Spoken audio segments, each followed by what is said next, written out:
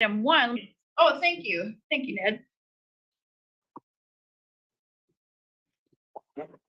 That's charged. Previously. Was that asleep?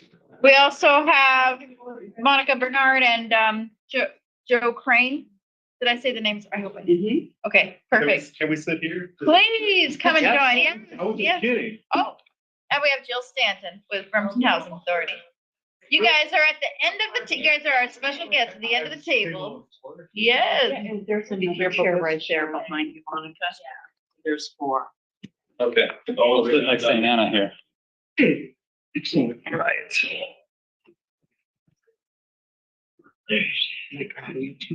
No, you good.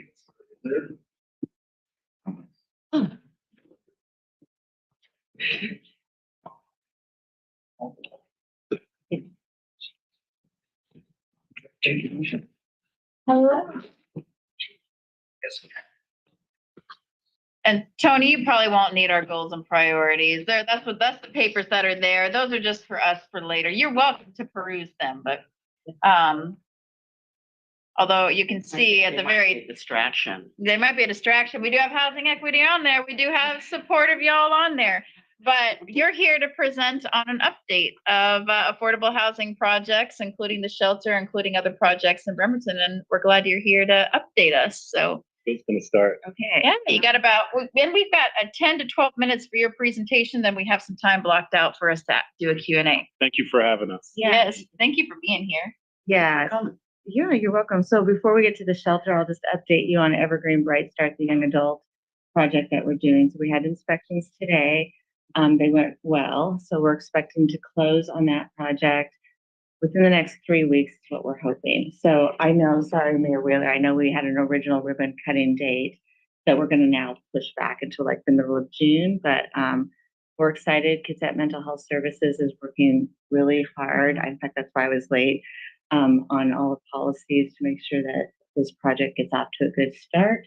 Can you remind us what that is? So Yes, this is it's a the youth project that is, serving young adults in Kitsap County, 18 to 24-year-olds with a primary focus will be on kids aging out of the foster care system or young adults aging out of the foster care system, but it'll be open to any young adults 18 to 24 that are experiencing housing insecurity, including households that have children. So this is like the first of its kind. It's super exciting. We have a lot of support, a lot of agencies that have partnered with us. It's a fully funded project other than about maybe $400,000 that the Housing Authority is going to put in towards transactional costs, startup costs, and then a $200,000 budget gap in acquisition. So yeah, it's going to happen and it's super exciting. We're really pushing for sometime in June opening. Monica and I have talked about it being a very intentional, slow occupancy so that we get it right because this is going to be difficult. So that's happening. Anybody else want to share on a housing thing? Okay. I know Bill's got a lot going on, so we'll move to the shelter. So we've kind of divided this into 6 categories. The first being site control. Each of us is working on a portion of this. The site control is really what the Housing Authority has been working on. We have a preferred site, which we have had we've secured an architect that is doing the pro bono work for us through renderings. So they've already been in the building, done a lot of preliminary analysis and including analysis of the zoning. And as everybody knows, the zoning language needed some changing in order for a pallet shelter. So we submitted that request to the city. Got a call from Garrett Jackson yesterday, and I believe that there might be a different way. If there's anything you want to share on that might come to the city council. But anyways, we've provided that language. We've also gotten an appraisal for that property. The appraisal came in lower than the selling price requested. So Tony and I had a great meeting with the broker last week, and we're waiting to for them to get back to us. And Last week meeting Friday, Yeah, so so- it's not that long. Yeah, so, still out on that, can't give you much more information. If we do agree on a selling price and we start the due diligence process, including property inspection, neighborhood outreach, and then an actual designs. If we cannot agree on a selling price, then we'll pursue other sites.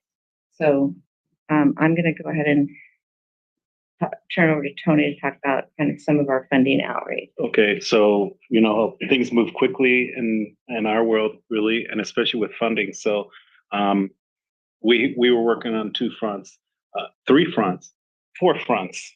Okay, so one, I went to Washington D.C. in the first week of March 6th, March 7th, and I met with Derek actually in his office for a while. We talked about housing, some other things, and the shelter.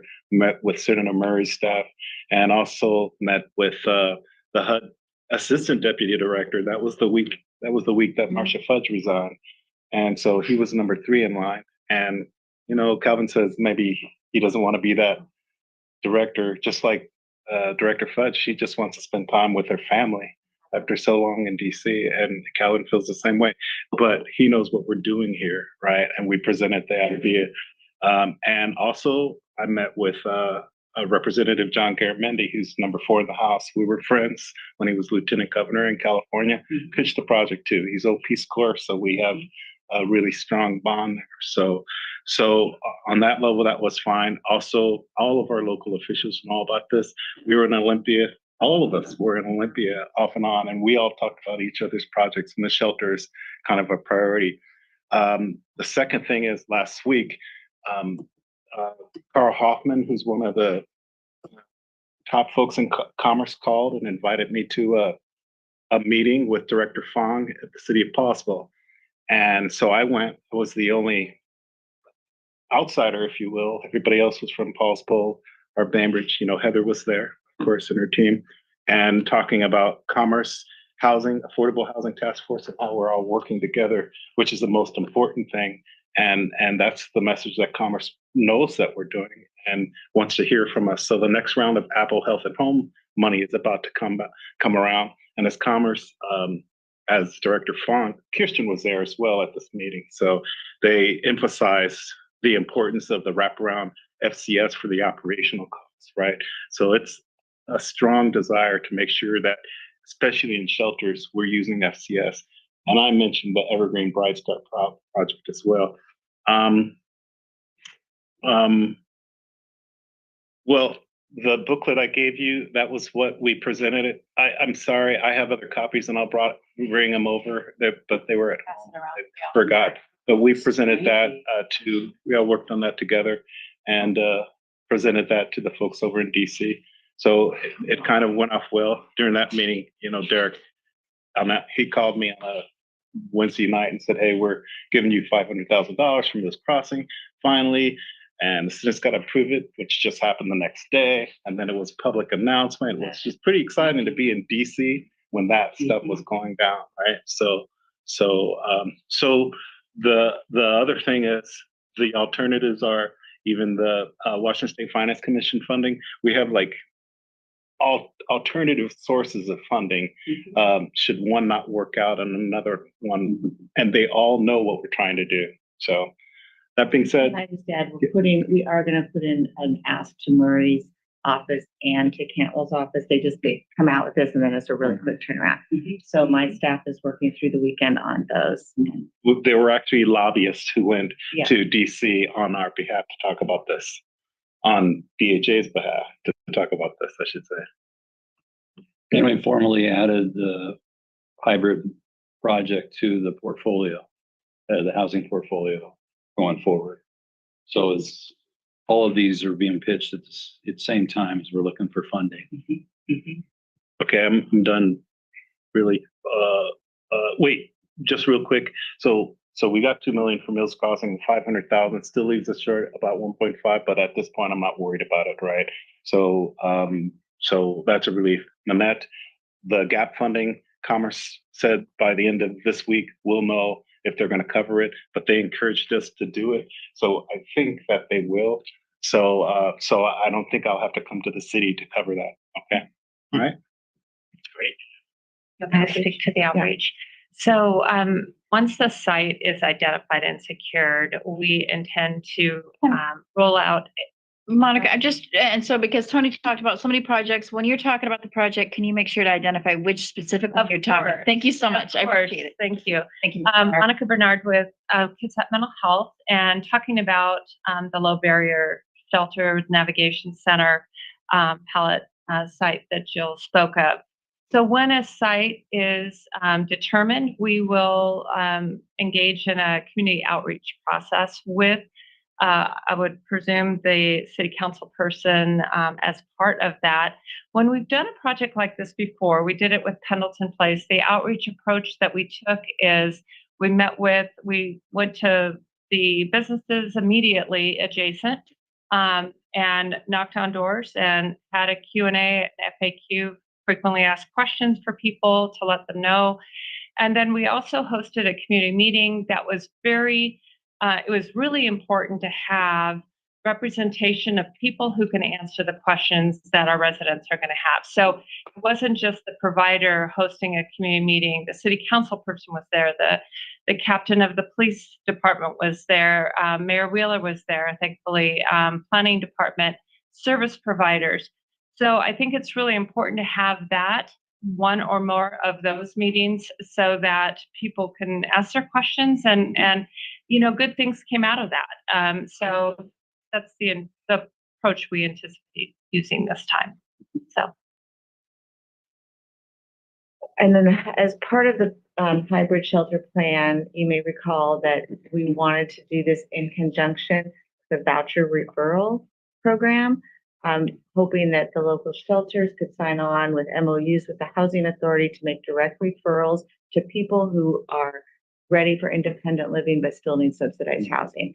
So we had a big training for all the local shelters and other housing service providers 2 weeks ago Friday. Several organizations stood up, including organizations from Mason County. And so we have signed probably 4 MOUs so far and have had success with those, including. And we've been doing it. Yeah, they're The same referring as in the people fall. in, moving families out of their shelters and into housing. What we get out of that is the agencies are providing the housing navigation services and then continued monitoring to make sure that people are, we kind of do a joint effort, but to make sure that people can stay in the housing that they get. What we're excited about is obviously the hybrid shelter is not going to be done, until 2025. But we're doing this now, and so we're collecting the data now so that we can say, hey, this is an important part of this model for making sure that we, one, take people into the shelter, quickly move them into a better environment that meets their needs. But then two, once that happens, they have this voucher waiting for them and they can move on and it can clear the bed for the next person. So, it's a constantly rolling idea, pretty unique, and it's not being done in a lot of places. And, but we're talking to HUD about it and they're excited. HUD knows what we're doing. I mean, they do. You gave me a checklist there. They know what we're doing. Yeah, builds capacity into our system. So operations, I think Joe's taken the lead. I'm really excited about the operations plan for the hybrid shelter. So speaking specifically to that, Joe Crane from St. Vincent de Paul, for the ops plan for the hybrid shelter, I'm putting together a short list right now of experts. Some of them were working with Kitsap Connect back in the day. In fact, I met with Kelsey Stedman this morning. I'm meeting with Yolanda Fong from KPH on Friday. And we're going to have Kitsap Mental Health, Kitsap Public Health, Bremerton Housing Authority, ACR, the Food Coalition, expertise from each of these organizations working with me to finalize the RFP that we're going to be putting out. We plan on, once that operations plan is developed with the Kitsap Connect-esque feel to it, building this ecosystem of connectivity with all of our wraparound services in the community to make sure that we're all communicating with each other. We have coordinated entry. MCS is a part of this operations plan and expectation for whoever accepts the RFP. They know what the guidelines and the city's expectation and are the co-chairs of the Affordable Housing Task Force expectations of operations, so that they're not operating this in a silo, that whoever comes in, we've already heard from 3 agencies, Catholic Community Services, Eagles Wings, and Salvation Army are all interested, but we want to be transparent and we want to do an RFP process so it's equitable for in the selection. But by providing this RFP, we can provide expectations to the operating agency so that they know this is the expectation. So then they're not alone and unafraid. They're doing things by themselves, but they have the interconnectivity of the service providers and the organizations that I mentioned. Thank you. And for St. Vincent de Paul, thank you all for your support. Mayor Wheeler, we got our pre-development funding, as you saw, for the development project on Callow. So thank you all very much for that. Thank you so much for the updates. Okay, so counselors, we have until about 5:30 for Q&A, and I bet y'all have some questions and compliments and all kinds of things. So Denise, you, and then Jane, go right ahead. Compliments always. And I continue to be really happy about the process and how comprehensive you're thinking as far as wraparound services are concerned. There's still a lot of excitement out there. Monica, when you talk about the outreach, I know that the city also has a process, right? If there's a permit involved, there's usually a process. And so I wonder if you're going to be kind of coordinating those, timing them so that they enhance one another. I don't know.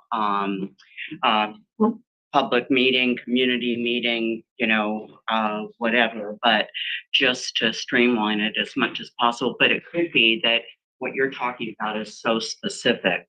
Yeah, I think it can go both ways. If there's a requirement, if we're going to have public hearings on this, then obviously we would want to kind of do it independently or have it be synergistic with that. If there isn't a public hearing required, then we still want to have a community meeting to provide the community opportunity to ask the questions that they may have. So we'll work with whatever does. And we don't really know at this point whether there's good. Yeah, but we will certainly work within that. And I just want to add, one of the things we didn't talk about is the relationship between the housing authority as a lead, if that continues to be what you want us to do, and the city and the county. I can say that Doug Washburn and Carl Borg from the county have been at every single meeting, and as we're putting together this development team, which is required for some of the funding applications, the development team is not just BHA. We have me and some key staff.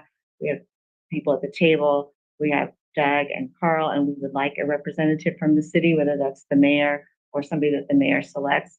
I would just ask the city that that's a very important part of this. And so, and I think I've spoken with some of the, like Garrett Jackson about this, and I think that I've also talked with Mike Riley about what the MOU would look like. So what I'm working on with my legal team is the criteria that the housing authority would like to see in an MOU between us and the city and us and the county and our partners. And so allowing you guys will be doing the same, that's what you need to see. I'm sure the mayor will take the lead on that, but what you need to see, but that is a part of this. Jane, Jane's up. Thank you so much for all the Rebel. work you're doing. I know you also have other jobs you're doing besides this, and this must take an amazing amount of time. One thing, and I mentioned this to Tony last night, is a key player that's missing and that contributes to our housing shortage is the Navy. Yeah. So I would really like to see somehow the Navy get involved, doing some, whatever they can to help you. And I'm not sure how. It's on my whiteboard, and Joe was at that meeting, when we met with them, and, they came, well, Yeah, they- Jennifer, I think, Jennifer she's a senior civilian on the base. senior, Yeah. she's the executive director Yeah. now, our chief, right? So, I think that's. we've been just so busy. Yeah, So, but it's on my way. okay, because they need to step up and really help with this too. What I you, talked to the PSNS commander this morning at the KETA event, specifically about childcare. So that's another portion of our project at St. Vincent de Paul. But once we get in front of anybody, we always talk about the task force, all the projects in the portfolio. So when I do get that meeting scheduled with them, I really appreciate all the work you're doing. Thank you. Anna. Thank you. These are great. I would like. I have a copy, so I'll bring them.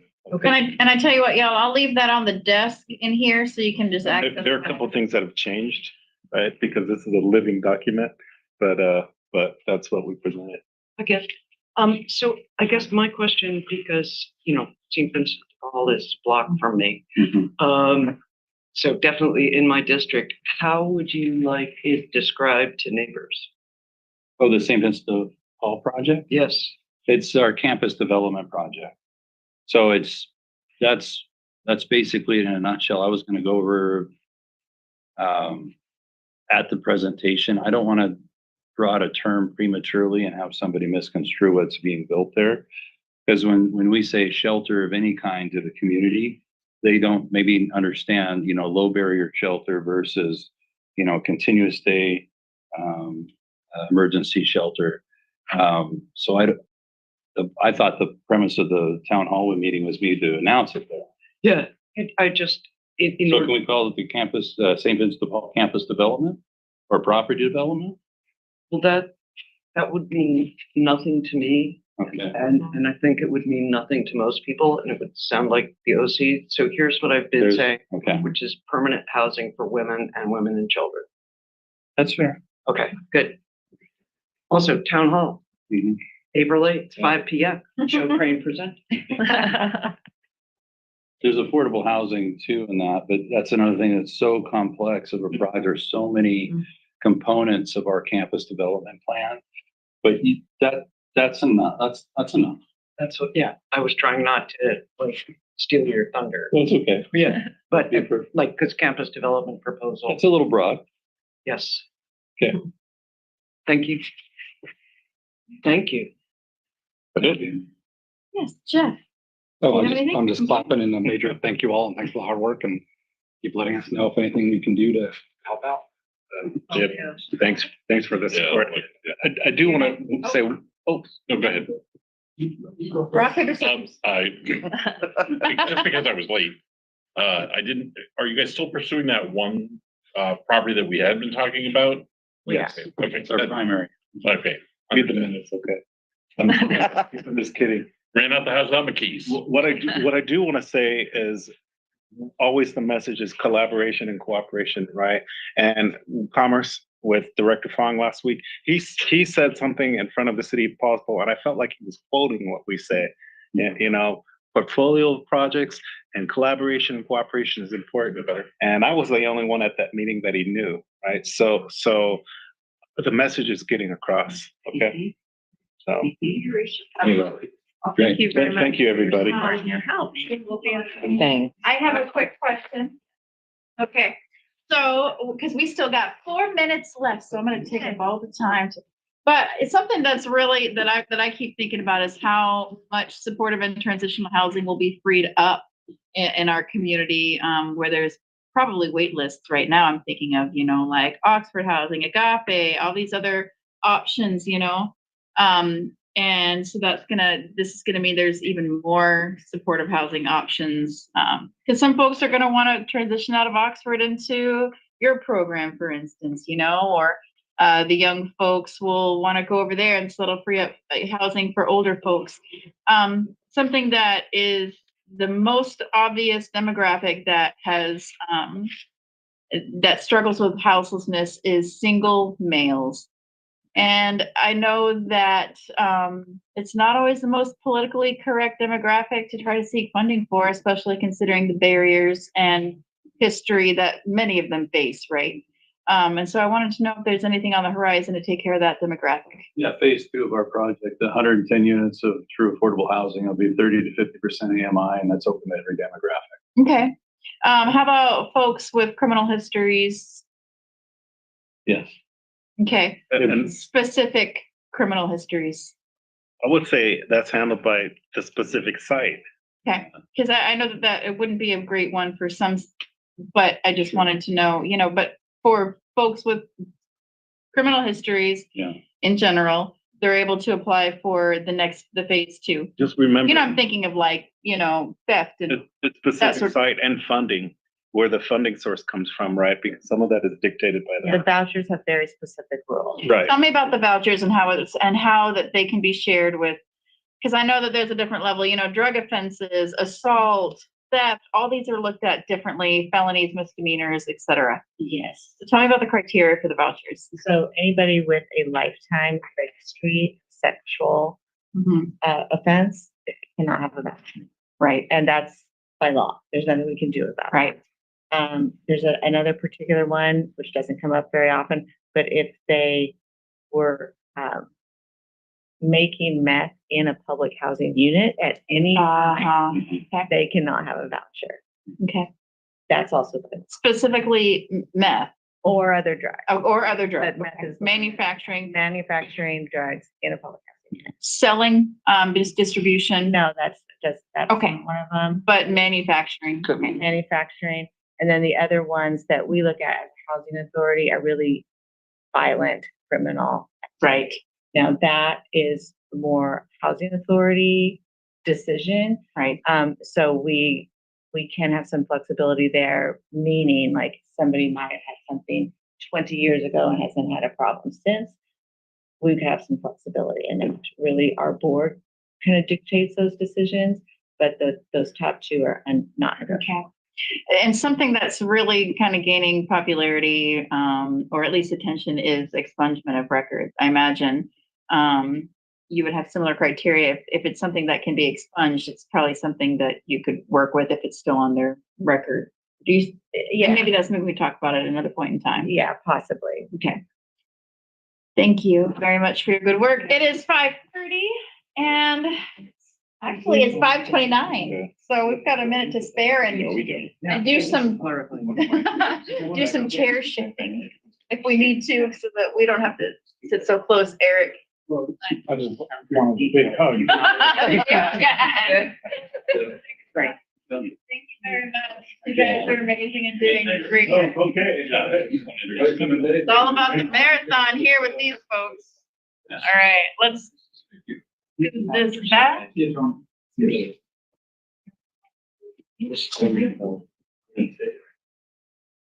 All right, let me get my script back up and running. All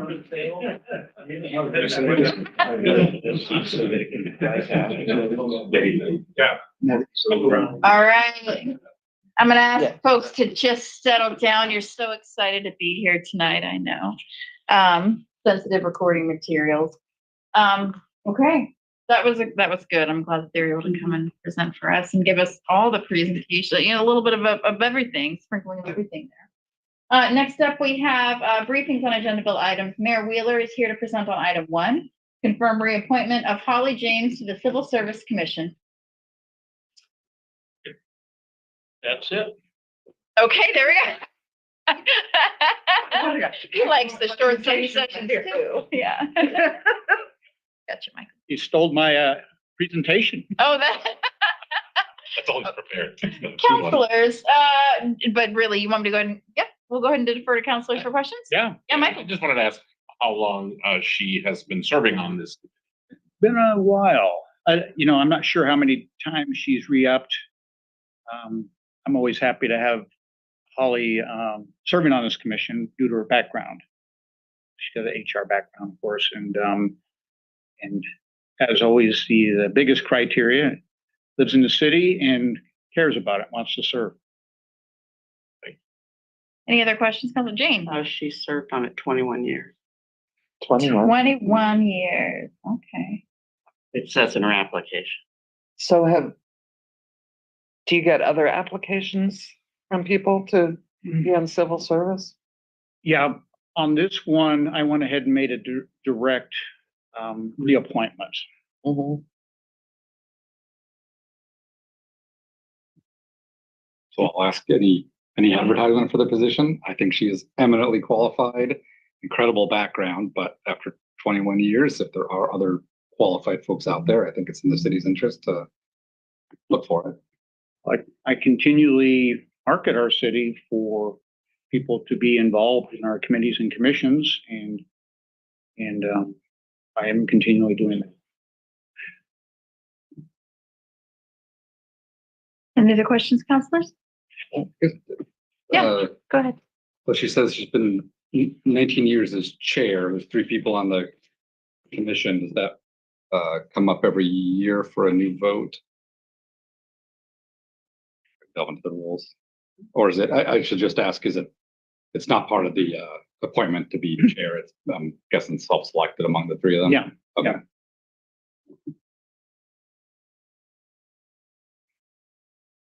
I just like to reiterate, I think we say this often. I think that there are many positive things of historical information and experience. And I also believe that fresh perspective is vitally important. So I do hope that our commissions and committees and whatever are structured in that way, or that, we do want to have fresh perspective. I look at 21 years on a commission and am shocked, frankly. Time for a plaque. Well, yeah. I mean, I staying in a job is one thing, but volunteering on one commission, I know Holly, and she's very experienced back when she was working. Councilors, any questions before I kind of chime in real quick? Yeah. Anna? Thanks. So has anyone new come onto this commission in the past several years? Have to go back. I think so. Yeah. Had some. Yeah.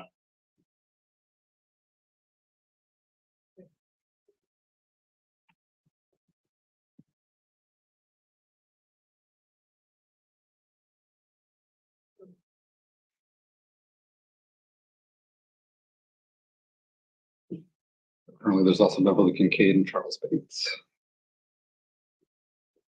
Charles Bates. Just a quick question. Eric, how long have you been on council collectively? 14 years. Give or take. I just want to say I really appreciate your institutional knowledge, and that's something that's very valuable about having somebody there for 21 years.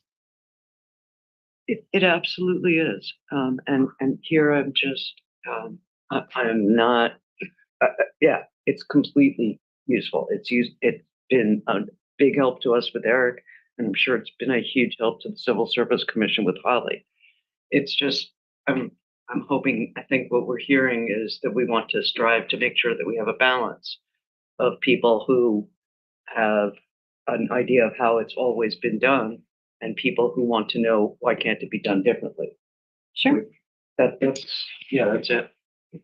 Eric? Okay, so I'm not going to speak to the mayor. I think he hears some of your concerns.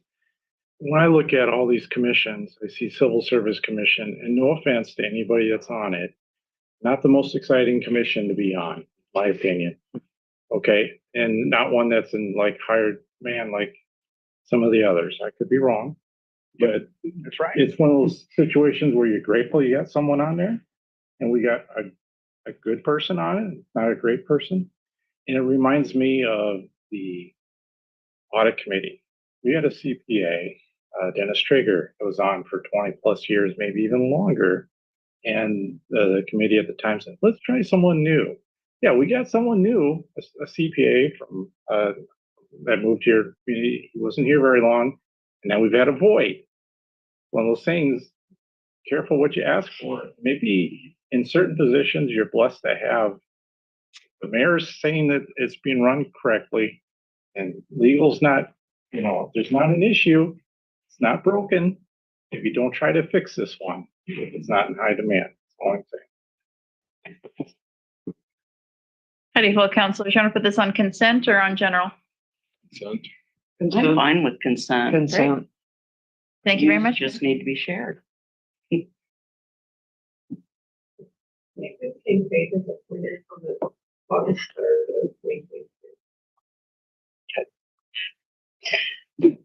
Okay, all valid points. Just wanted to move us along. Thank you so much for your points, everybody. Public Works Operations Manager Glenn Akramoff.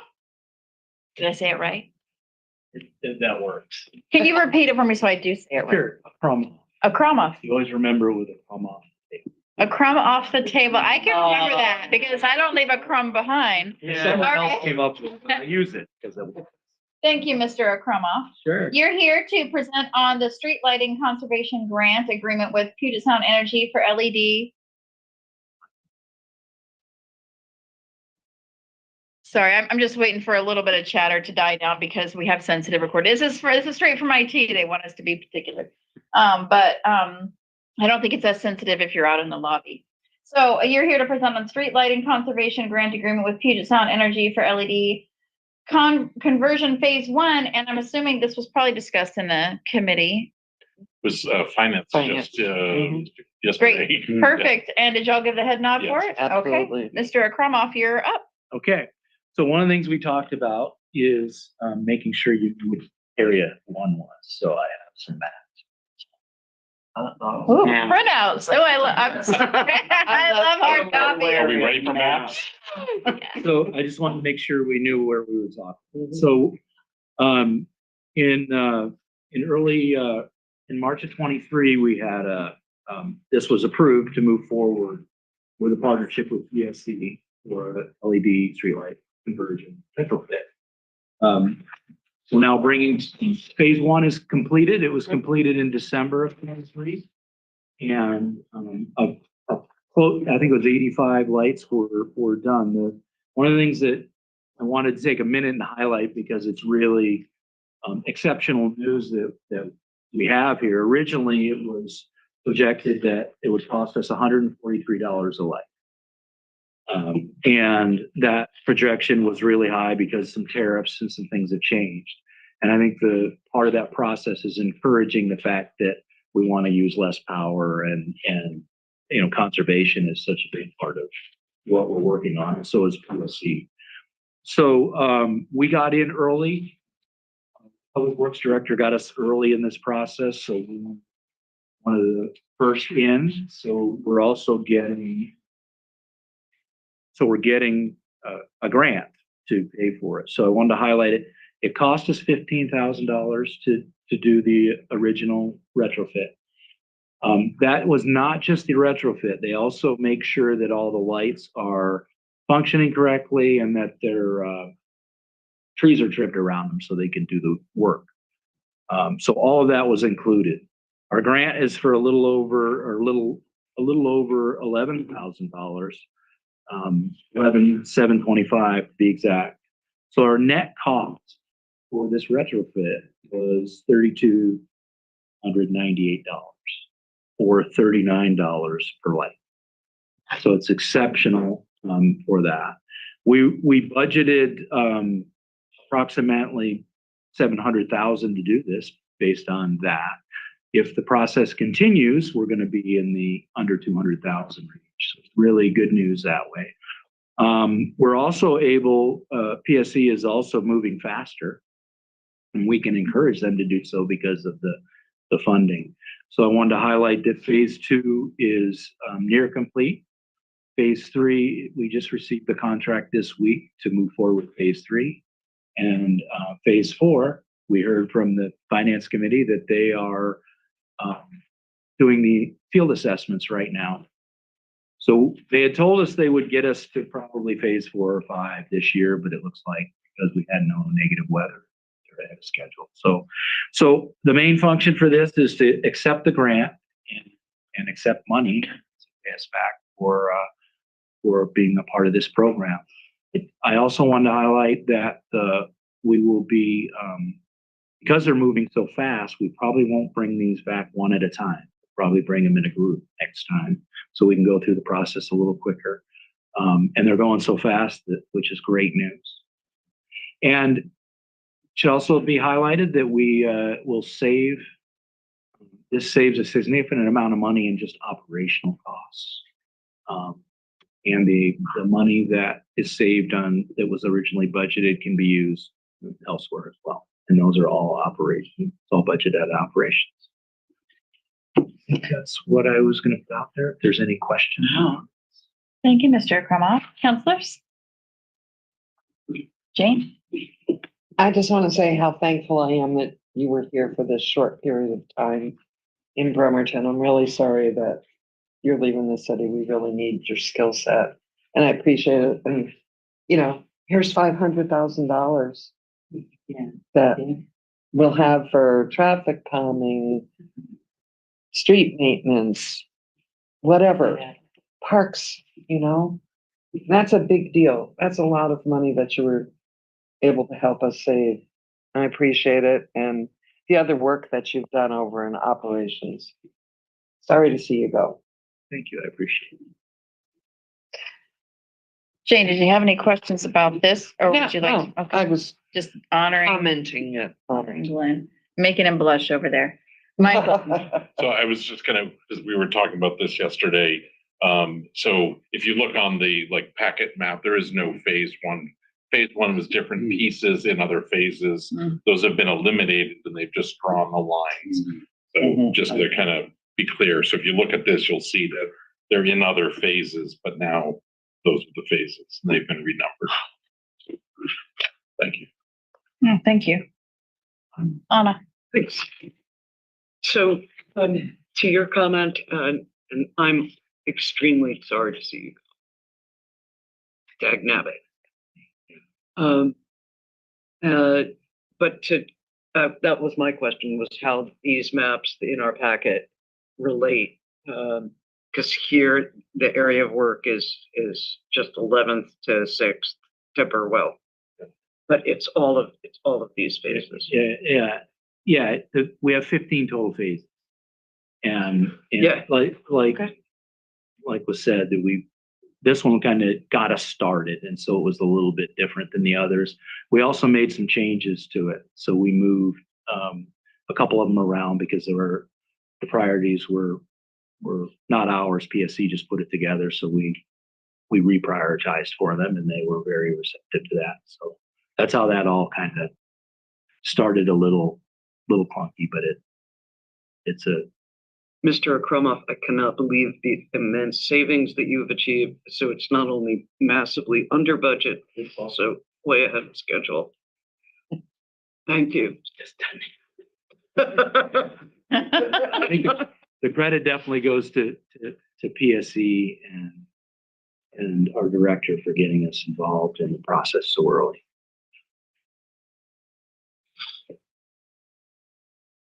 Counselors, how would you like to treat the item?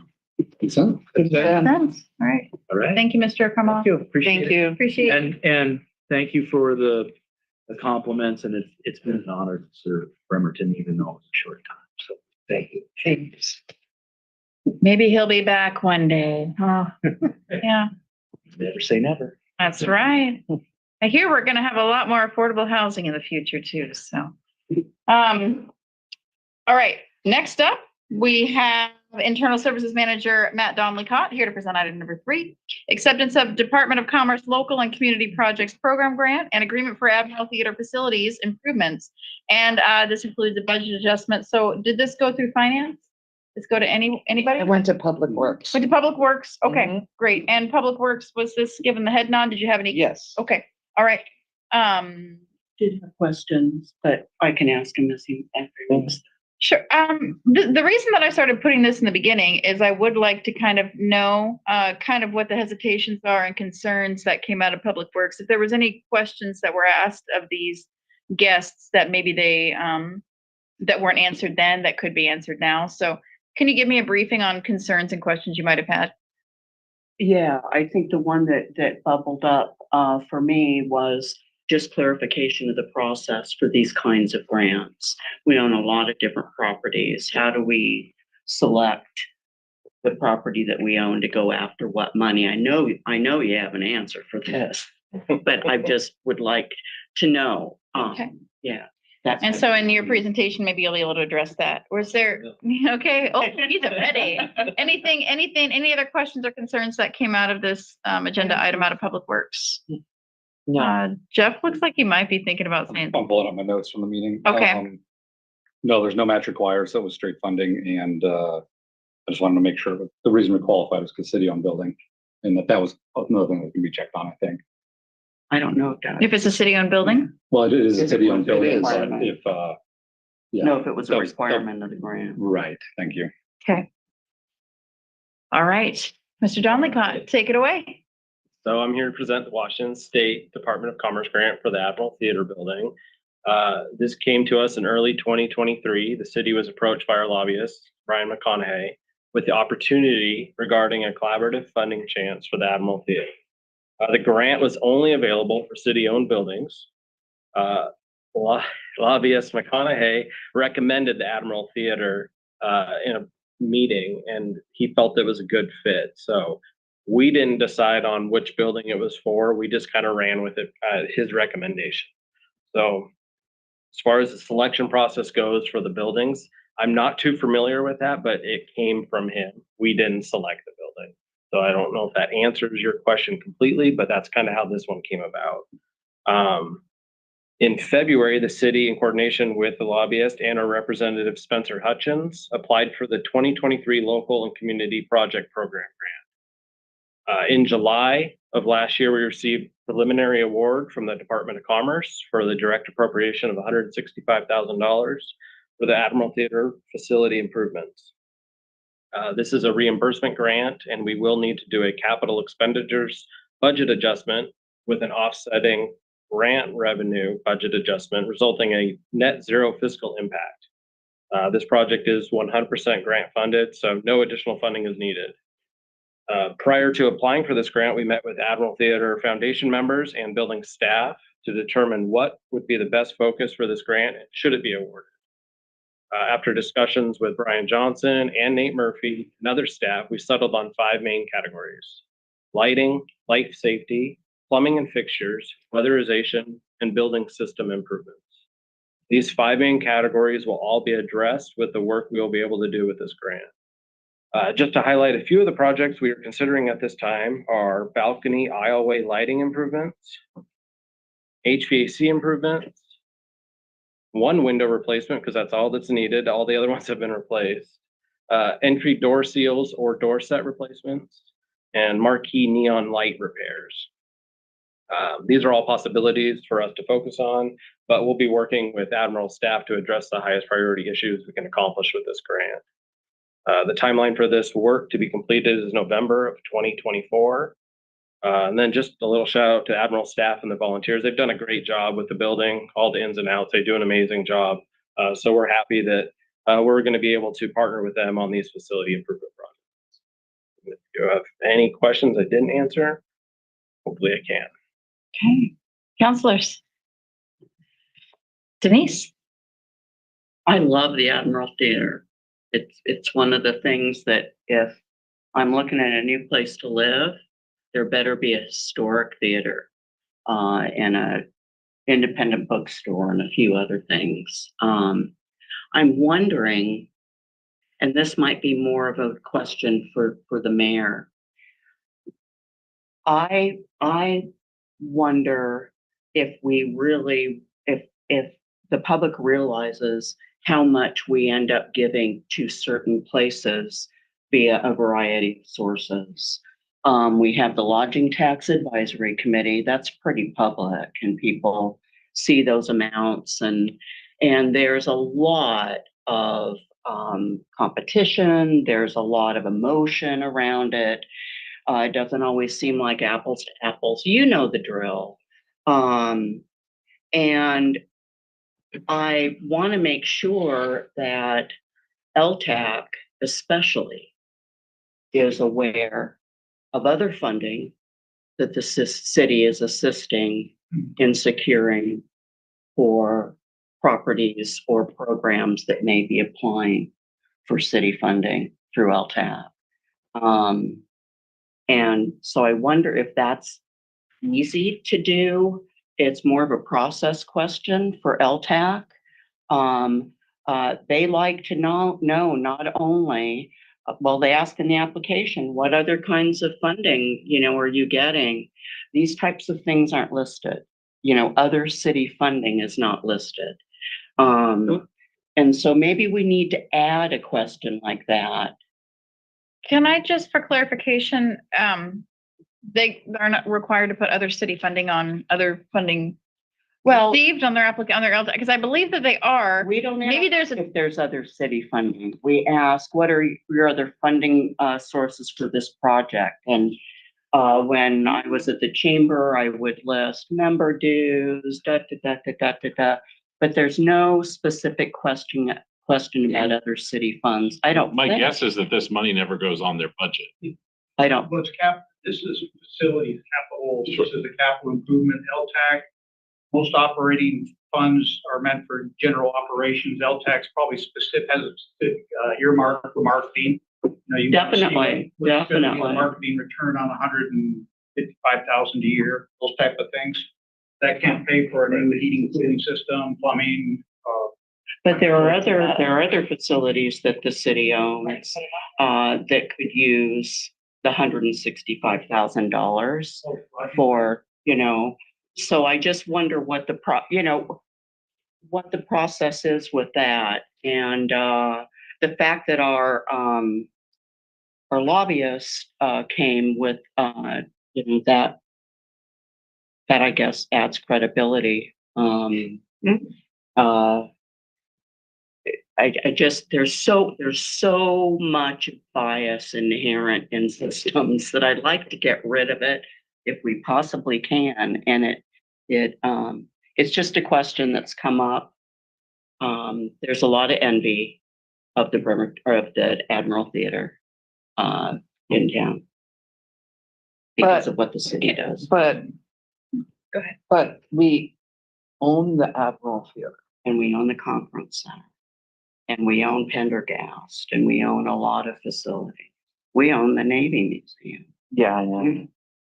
Well, I mean, I'm just saying, we own various facilities. We don't own the Roxy. The Roxy bought their own. Can Might be an idea.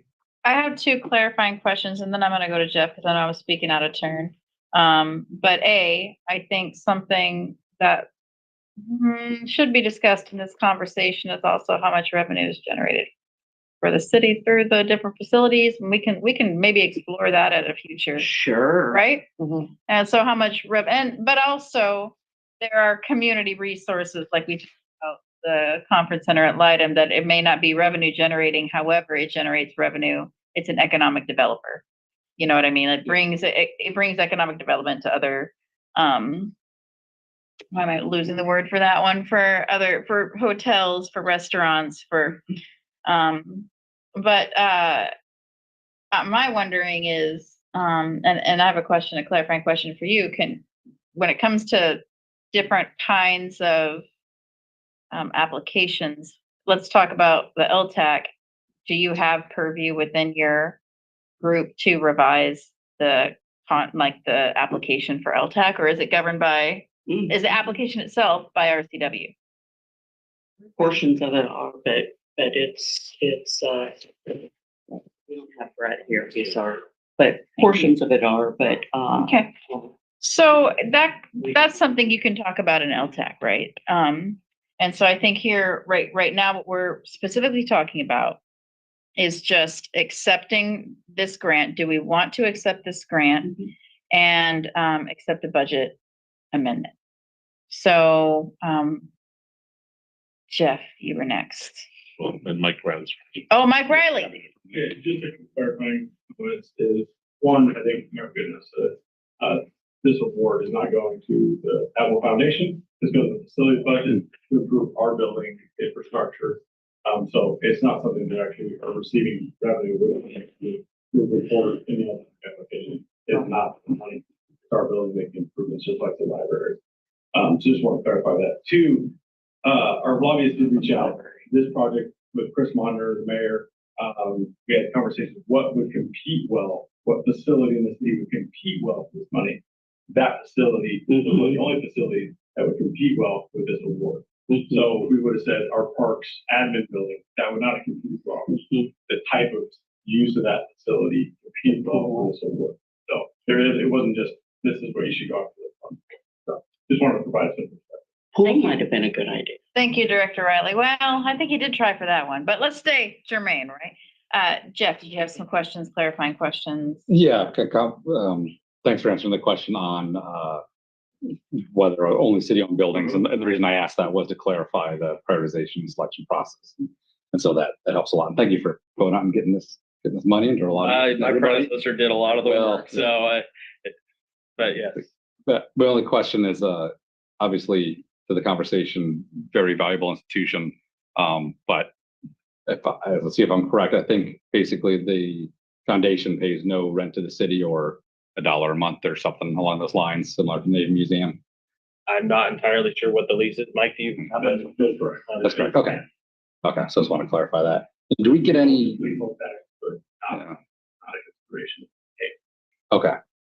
And the last question is obviously investing in the city-owned building. Do we get any city use? For example, the conference center, I know we can go over there and use reduced rates when we go and meet, same with the golf course. Does the Admiral Theater have reduced rates for the city if the city hosts an event? I can get back. I do not know that one. I'll give you friends and family. Hey now, Yeah. come. The last event they had. That's problem. Okay. Yeah. No, I have to hold up. We should absolutely accept this money. Just want to clarify. Thank you. Counselors, how do you want to treat it? Consent? Oh, Honor, sure. Yeah, just to respond to the meta issue and then moving right along. But one reason I think for the envy of the really major funds that the Admiral receives is that it so very, very seldom features Bremerton or Bremerton area artists. So it's an opportunity to be a showcase for our town and the people who live here would be really great. That's it. Thank you. Although being meta. Do you want to do this general or consent agenda? Okay, sounds good. Thank you. Thank you very much, Mr. Donlicott. Okay, and moving right along, we've got Bill Davis here to present on item 4, goods and services agreement with Cummins Inc. for emergency power generation equipment at multiple city water supply sites. Committees? Went through Public Works. Public Works and head nod or questions, concerns? Head nod kind of deal? Okay. Mr. Davis, you're up. Okay. Good evening, Council. So I'm here to talk about a goods and services agreement we have with Cummins for the purchase, delivery, and commissioning of 5 backup generators at water supply sites that are very critical for the city of Bremerton. Just to give an example of one that we're going to be installing, it's at Pump Station 12, which is in East Bremerton, below Olympus Drive. And during a power outage in East Bremerton, we will pump water from a lower zone up to the highest zone in Bremerton to supply water. Currently, the only way to do that is to drive up to the site with the generator. And so this will allow a dedicated generator at that site. So our water resources staff can dedicate their resources to other more important facilities. So that type of benefit is going to get repeated at multiple sites with these generators. This does have a sole source agreement with Cummins. This is a huge benefit to our operations staff. We have it for both water and wastewater. We have consistency of parts and service at Cummins. They're there for startup. There's really good rapport with the Cummins staff. And then this is part of a larger project that you're going to see a contract later in the year for installation of the generators. We're actually ordering these, pre-purchasing them, because it takes up to a year to get these generators. So we want to get them on order, complete the contract for design and installation later in the year. we can install them next year. So the quote was for $391,000 and some change for which included tax for the equipment and the services that Cummins will be providing for us. Thank you so much, counselors. Any questions? Okay. Consent? Thank you very much, Mr. Davis. We were so easy on you. Easy. Yes. You could have said that. Okay. Next up, this is just, there's no presentation planned for this, so y'all know what's coming up. There's going to be more public comment being accepted for the multimodal, for the bridge, Warren Avenue Bridge discussion. And we don't have any particular things to talk about because we're just consent. Okay. We're just accepting public comment. So do y'all have any questions about this or any? Okay. I do. Yeah. Is there an expectation that the public will have new information on April 3rd? That's a good question, Maybe. Maybe. because I don't know what they're commenting on. Mayor Wheeler, do you have anything that you might add to, They've been commenting on us a lot. I know, I guess, okay, so we received quite a lot of, this is my question too. We received quite a lot of public comment at the last meeting. Yeah. And that's because I think as counselors, we did our due diligence to talk to the folks involved and advise them to come and provide. I just wonder, if there's new information that you are gonna provide for them to process. Because it might just be a little bit more of the same of what we heard last time. Yeah, as far as I know, Okay. I think legislators have taken an interest. Okay. But I don't know where that goes and how long,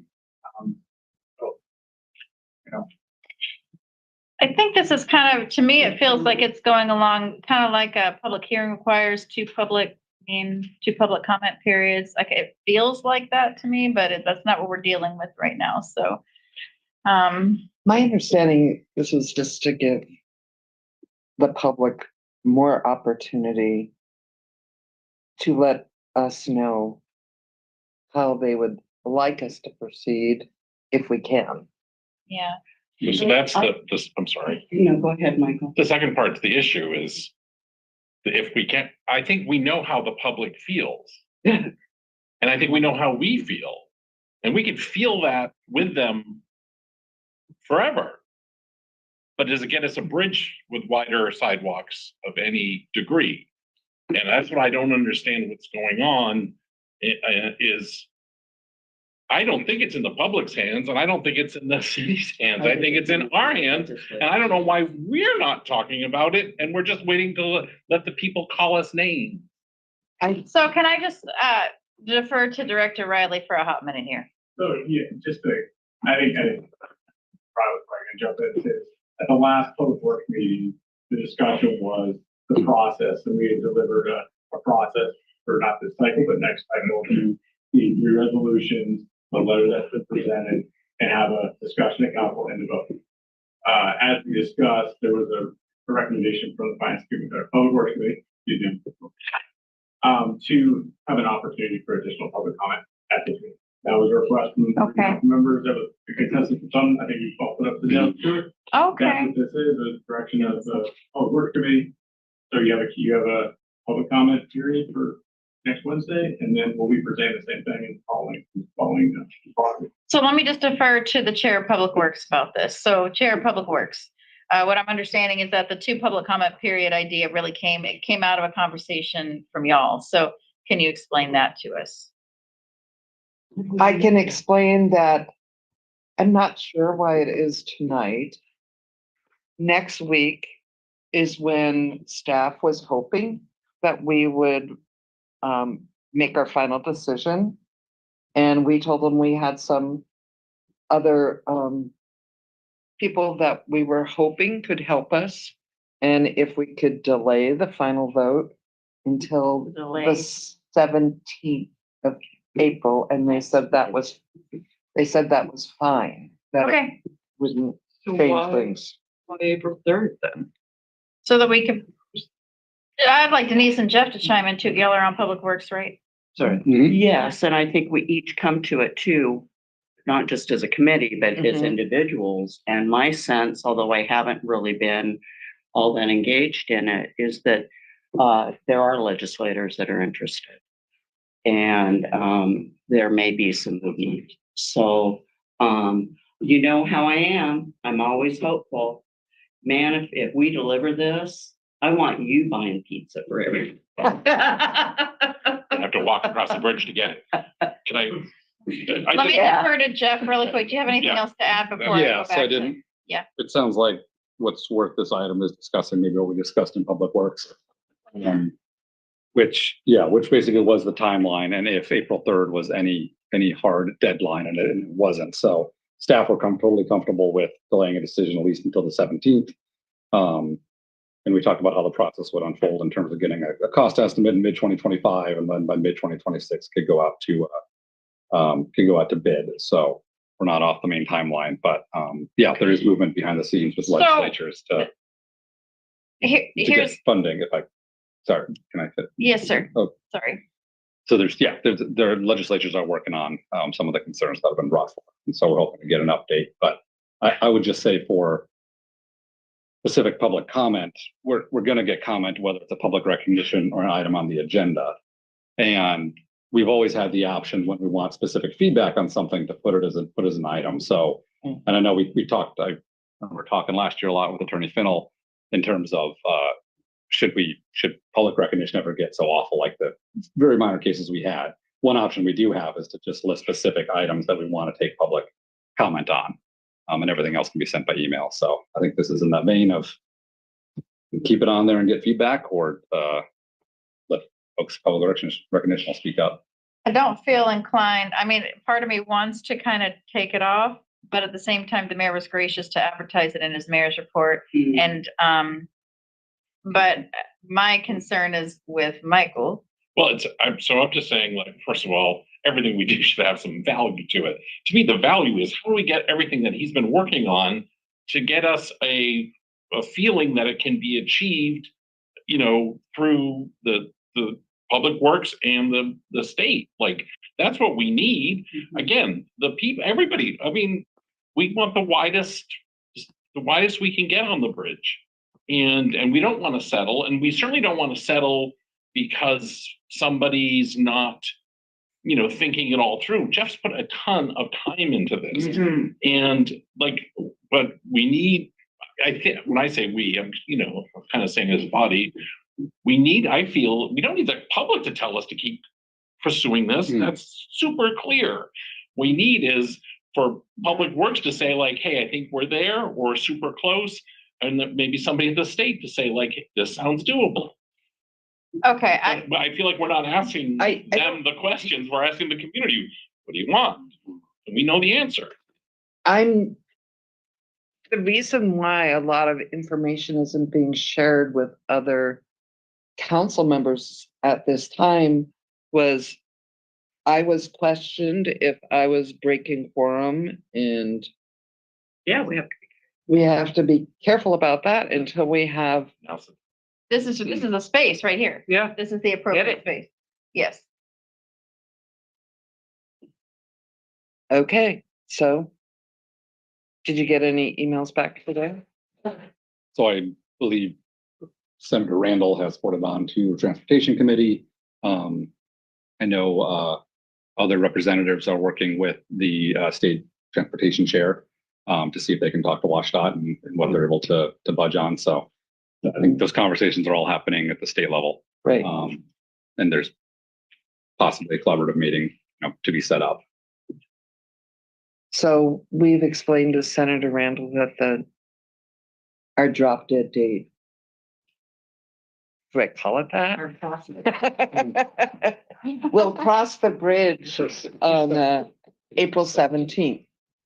But who knows? I mean, there's some people who still think we're narrowing the lanes on the bridge. I've heard that comment numerous times. And the answer is no, we are not narrowing the travel lanes on the bridge. When you say not narrowing, what do you mean? From 11 feet. 11. Current. They're at 11 now. There are 11? Yeah. they've Oh, been the for years. lanes, okay. Oh, lane. Got The it. lanes, Oh, the okay. Yeah, we're not- travel lanes, the Yeah, car we lanes. decided Sorry. 11 now. Yeah, let's open a whole new. Well, it's been asked at every There meeting is by that the same little people. Area to this. So, before, and, did you speak yet on this, Anna? Just to say, I think we should talk about it. Okay, yes, I'd like to hear from Eric too, if he has anything to say. I just want to give everybody the opportunity to speak. And Anna, go right ahead because I see So, Eric's still formulating. okay, so in our packet, we have a cost comparison of 12x8 and the 12x5, which it was bruited as, this would come in under budget. There's virtually no difference in the costs of those two projects, according to the information in our packet. There, So there doesn't seem to be an overwhelming reason to reopen the 12x8 discussion. Second point is that Director Riley, thank you for mentioning in his letter that funding can be obtained through a loan. My question to this body and anyone else is, can we pursue these in tandem? Can we go for the loan, and if we get some action from legislators, can we repay that loan? It's a question, I don't know the answer. I guess, can I ask clarification on what you mean there's virtually no difference in the cost? Because to me, it looked like we were 3 million over with the 8-foot side, but $2.5 million under with the 5-foot side. Okay. And I still want to defer to Eric on this, but y'all, at the beginning of this whole thing, they weren't even talking about a 12-foot side. So props on that movement, right? So Eric, yeah. For purpose of public comment, in my opinion. You're right. The city makes whatever presentation they want, and this should obviously be included in the packet. And really, what I'd like to hear from the public is we're giving total secured funding is 26.5 million. That million for design, 25 for construction. You look at the chart, there's only two alternatives that make that criteria. So what I'd be interested in hearing from the public is, if we're going to stay within budget, with the understanding that the city at this time is not pursuing additional funding. If we want this project at all, we got to stay under budget. If there's no additional funding identified, whether it's for loans or some type of legislative action, given these scenarios, do you want alternative 1 or do you want alternative 7? That's what the public hearing should be, give the input, because then we're going to have another meeting and we're going to get more information. And if we get the best information, like, oh, there's additional money, we can afford alternative X, fine, we can go alternative X. If we can't, then the council should be able to make an informed decision of whether we should pursue alternative 1, alternative 7, or at least have the public comment part in there so we can put on the agenda bill which one we think we were going to go, and then go to the public and vote on. Okay, so what I'm hearing you say is we need to have an actual agenda bill that has a presentation attached to it, and it should be presenting on the feasibility or what the public thinks about alternative 1 and alternative 7, because we've heard a lot about alternative X, right? So I don't know that we necessarily need more public comment on alternative X. You're gonna get it. Of course, no, and that's fine. But I think that something that is not clear to the public is that Public Works has busted their asses to get to where we're at here, that there's a lot of work that's already gone into it, right? And that we are not at fault for this budget shortfall, that they are not at fault for the budget shortfall. I mean, I guess, is that something that we can at least honor? Because I guess I'm going off topic here. So I guess that's just something that I keep hearing, and what Michael's wants to avoid, which is just a lot of negativity coming at us, right? And we can handle it. We signed up for this job, but it's not productive. It's not productive. And I'd say that planning not to be there on Wednesday anyway, so. Well, he's not even going to be there. He's going to skip the party. I'll just get to watch them on TV. What I'm saying is, to Eric's point, that getting public feedback on something new is productive. And so, Denise, go right ahead. Yeah, I hesitate to do that because it would be disingenuous on my part. I'm not willing to let go of X yet until we know that our legislators they've exhausted, all their attempts. We're very close. We're very close to that. And if we hear from them, sorry, no, we couldn't do it, then okay, I'll look at those two. But I'm still raising money. Don't give me, something to vote on that I'm not going to be able to, I won't be able to support it at that point, unless we have heard from the state. If we've heard from the state, I'm fine with going with That's my one of those. proposal. That's the point. Yeah, That's the point of waiting until the 17th. yeah. So y'all, So- let me go to Michael So here. my only concern is I liked where somebody kind of suggested kind of prioritizing these options. Because if we go all the way out to the 17th and then we clear the table and start again and say, do we want one or three or whatever those options are? This is not a quick decision. And, we really want citizen input. And that's why I would advocate that on Wednesday that we ask folks, we double down and say, look, we are trying to get To alternative. 12 and 8, 12 and thank you, 8. 12 and 8. But if we have to do it, if we have to make a change, we want to know what your thoughts are. So I think we have heard that as well, but you're right, putting it starkly. I don't think we have heard it well because a lot of people were just like, just build the 12 and 8. Yeah.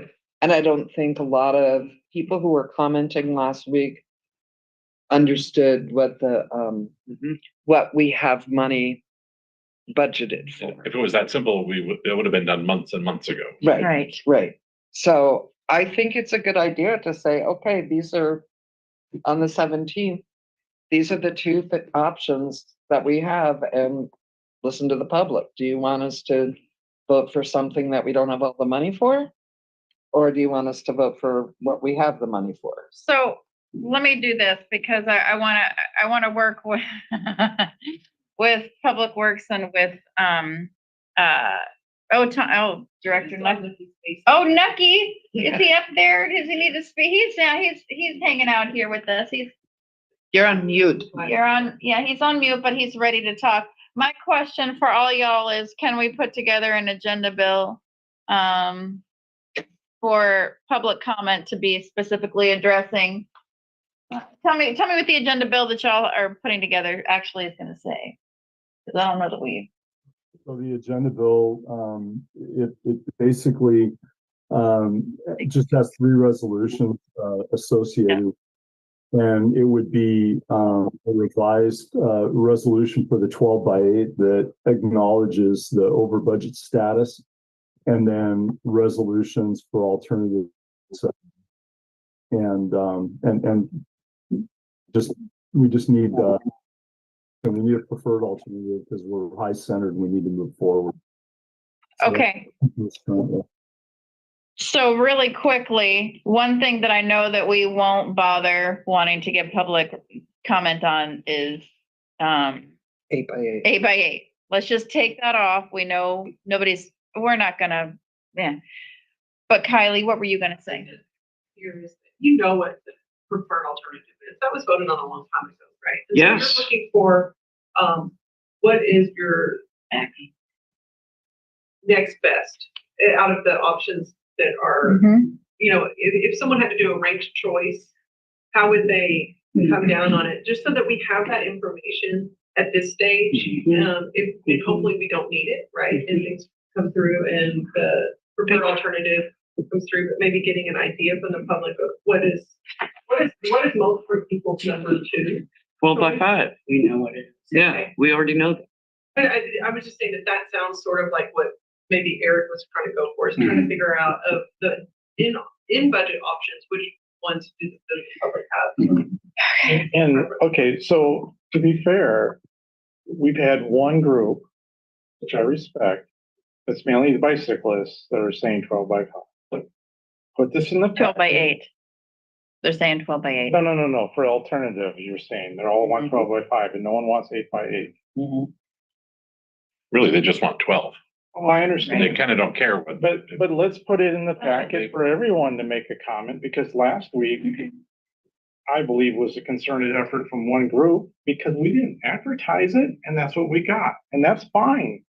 But be careful about 10, 15, 20 people that decide to come together. And no offense, that's great. That's what the avenue is for.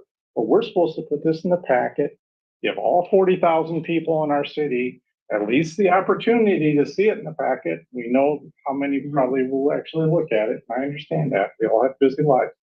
But at least give everybody the opportunity. And if a bicycling group wants to come down and do that again, that's fine. It's all part of the public process. But we haven't had that public process with alternate 1 and alternate 7 down there. I encourage written comments, encourage public comments, and then get the comment. Okay. We already have it advertised, we're gonna do it. Move it forward. Okay. Can I have a yes and? Yes, and yes, Yes, and. yes, Jeff. I'm sorry. Yes, and I think you're absolutely right. We should make sure to hear from everybody. One and is, we also have our survey data from the whole project going back, but absolutely should hear from somebody, everybody on a backup. And the other yes and was I had a really good sit down with Director Nucky and Director Riley, hashing out a lot of the questions I still had instead of emails back and forth. And that was extremely productive and really grateful for it. And that would be my suggestion to the administration, is that if there's going to be any sort of, if they want to do a presentation, right, can't make them, but those same questions I had on what happens if we just charged ahead with 12 and 8, knowing we're 3 million under budget, like what happens to us as a city? What happens, applying for grants versus not, but what if, and those avenues, and to put it out there so that the public knows that all those avenues are and have been explored or being explored. That's my suggestion to throw out if the administration wants to present that, because I found it really helpful to know what really was not possible and what is. Anna. And then after this, I'm gonna say we need a break. Okay. Just to, I take your point, Eric, and I take the point that has been made that often in the city that these bicycling groups, my experience is that my neighbor Jake, for example, who bicycles in the dark to the ferry 5 days a week, he joined a bicycling group because emailing the city by himself, working by himself, was not getting him any safer a route. So I just wanted to make that important point that it's not a special interest. It's something that is more and more pervasive in the city, and I'm pretty sure we're all agreed it's a good direction to go. Alda. Jane. I forgot my point. Director Nucky. Being honest. You know what? This is why we need a break. Yeah, but Director Nucky, can I let you have the last word? If that's okay. Well, actually, Michael will have the last word after Director Nucky, and then we're gonna take a break. I just have a question. So first off, just to let you know, we hadn't planned on any presentation for next Wednesday. Really almost no presentation for the 17th either. The presentation that Councilor Coughlin suggested, I'm happy to do it first off, but are you thinking for next Wednesday or are you thinking for the 17th? Can I ask if there's any, what would you think of this is like kind of, I don't know. What if the two of you worked on a packet that delivered the questions that the public could pick up? And we could put it in our packet, but also a paper copy that people can have. Would that be something that y'all would be able to do together, you and the director? I guess it would be, I think. I would love for Tom to do a brief presentation on why we don't want to go after this grant because it'll take away this grant and hurt this project. I think that's really important for the public to hear. Those of us on, yeah, it didn't take them very long to explain it to me. Well, but you have experience in public works too. So if there's oh gosh, Sorry. Gesundheit. I guess what I'm asking is there any way to honor their request not to have a presentation, but to have another, like a printout copy that people can have with questions answered? Director Nucky just said he'd be It's willing actually, to. you know, that Mike and I drafted, and it's in the packet tonight. It really speaks to those concerns, those issues and concerns. Okay, all right. The reason that I think that they're going to be pretty well informed about, you know, all aspects of our concerns. Michael, oh, sorry, Jeff, go ahead. I'd suggest, yeah, exactly what Director Nucky said, that I think a lot of the questions I had were answered in that, not all of them. Okay. I could, because I have the notes, I could write up, I think, my understanding of some of my remaining questions and send that out to council and run it by Director Nucky and Director Riley first to make sure I don't have anything misunderstood. And then that would kind of close the loop on all the initial questions I raised early, and it'd be in the packet for folks to review. Okay. So we have the letter that's from Director Nucky and Director Riley. And then what I hear you saying is you had a series of questions, and these are questions that are specifically related to, like, that came also from your presentation that you gave too, right? Right, presentation, then response, and then Right. my questions from that response, and we close the loop on them all, I think. And so you're willing to craft something to send to council that is directly from your notes? That was okay. So Yeah. council, are you okay with this course of action here? Yeah, the only thing that I would like to add is, it's a great informative letter, but I want to make sure that it's referred to as a multimodal project the whole time, because in some instances, I think it was called pedestrian. Agreed. Good. Without changing the letter, which has already been published, could we write an addendum to correct that? Or do you want to just correct the entire letter and resubmit into the packet? I'm happy. Not like an official It's not. requirement, it's just a letter that's in the packet. If they want to make a correction on the verbiage, to make it consistent or whatever, but we're just staying consistent with the original Okay. submittal to the state back in 20. No, it calls it both things in the letter. And we've advertised it as the models of the city. It's okay. We call it pedestrian, but in our project title, call it. So they're trying to be consistent with what you do. Oh, Eric's suggesting a slash. Can we just, come on, the semantics here. Do you want, you hear our feedback on it? Michael, last word, and then we're taking a break. Well, we've kind of been touching on it, but like, do we have state and even public works support for the project, but just not the funding issue? Is that a true enough statement? I gotta tell you, the legislators I talked to said that it wasn't necessarily about the plan. Okay, I talked to our legislators too, that it is encouraging that there's public feedback, but really we're an underserved community. We have a population that doesn't get nice things, and we deserve nice things. Is kind of the gist, right? We deserve nice things in Bremerton. I say that all the time. And that's what that's what this whole movement is about, is we deserve nice things. I guess what I'm asking is the work ahead of us to just secure that funding? Yes. They've got till the 17th. That's the only thing. They've got till the 17th. We don't have to persuade. Okay. Yeah, Well, let's get out our checkbooks. Public Works is not more than. $3 million. I got $1. And then, okay, and then I just may go over to finance then too, then what are options? Can we, I don't know, loan or bond or, any of these other tools, put in a whole bunch of red light cameras? What could we do to do this? Oh my gosh, okay. This is another discussion for another day. But that's the point, is that I hope I'm not speaking, for other folks, but you got the most maybe knowledge on this on council, and then Public Works does, but then some of us are, just trying to get up to speed and understand. So, and then I feel like if I don't understand, then So let's do this, if it's okay, if I just kind of cut you off, because I gotta go to the bathroom really bad. And the public can know that if they want to, I don't even care.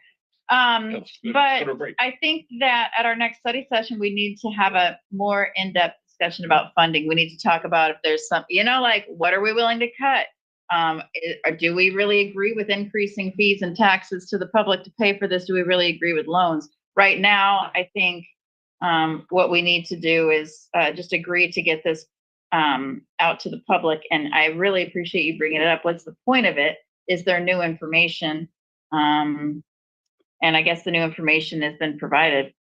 We have the letters. We have. I felt that when people were advocating for this, they wanted to hear from the public. So we need to tell the public what we need to hear, not what we need to hear. Yeah, but what questions we need answered. Why this is even on the table. Yeah. Right. I think that is a lot of feedback we heard. The same questions I had. Did you consider this? Did you pursue this? What if you tried this? What if you tried this? And So so- making sure those are all answered. Yeah. So some of that could be answered with the direction that you're taking with communicating with Director Nucky and Director Riley. We also have that letter that's in the packet. And so do you still want me to pursue asking Director Nucky for a short presentation? Let's go to the break. Let's go to the break. You want to take a break on this? I think valuable if you would like to, but I know it's a lot of information to put together. So. Okay, let's see what we can do to get the public some more new, valuable, quality information, or at least reiterate what we already know in a better way. And we're waiting until the 17th because Denise is gonna get those. I'm not. Well, I mean, you know what? It was Jennifer's out your there. manifestation that brought us the new biennium, the moving up in the biennium. So I'm gonna I'm not. It was, well, she was saying, let's not count this out. When I was saying the whole time, we're not gonna make it. So I don't want to be that negative, this time around. Maybe there's something, a Hail Mary that's gonna happen. We deserve nice things. Let's take a break. Do you want to come back and talk about this more then, folks? After we take a break, or we're gonna, okay, all right. So what I'm gonna do is actually give us, I'm gonna give us a bit of a break. I'm gonna give us a 10-minute break so that we come back at 6:45, okay? And with that, let me put us on break. We'll see what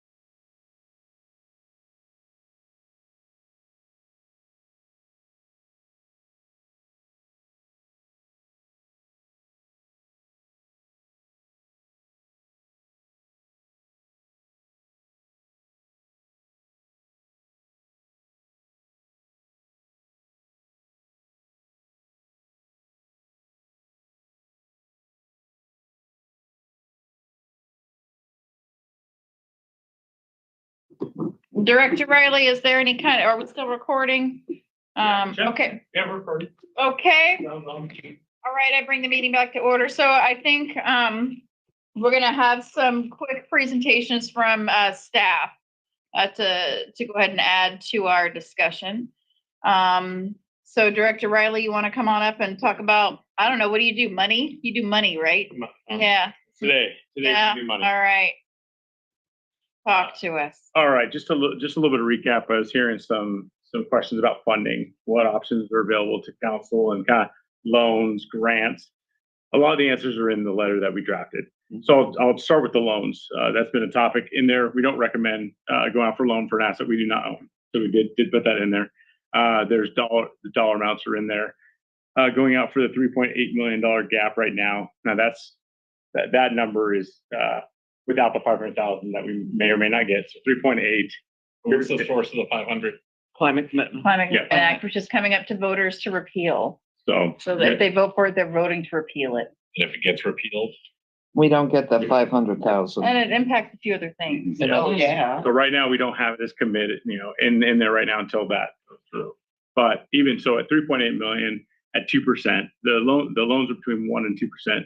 Not sure so I went worst case at 2% in your packet shows you what the interest is on that and what the commitment over 20 years for the repayment. We don't recommend going for loans. Also with those loans, we spoke at, I think, a previous study session.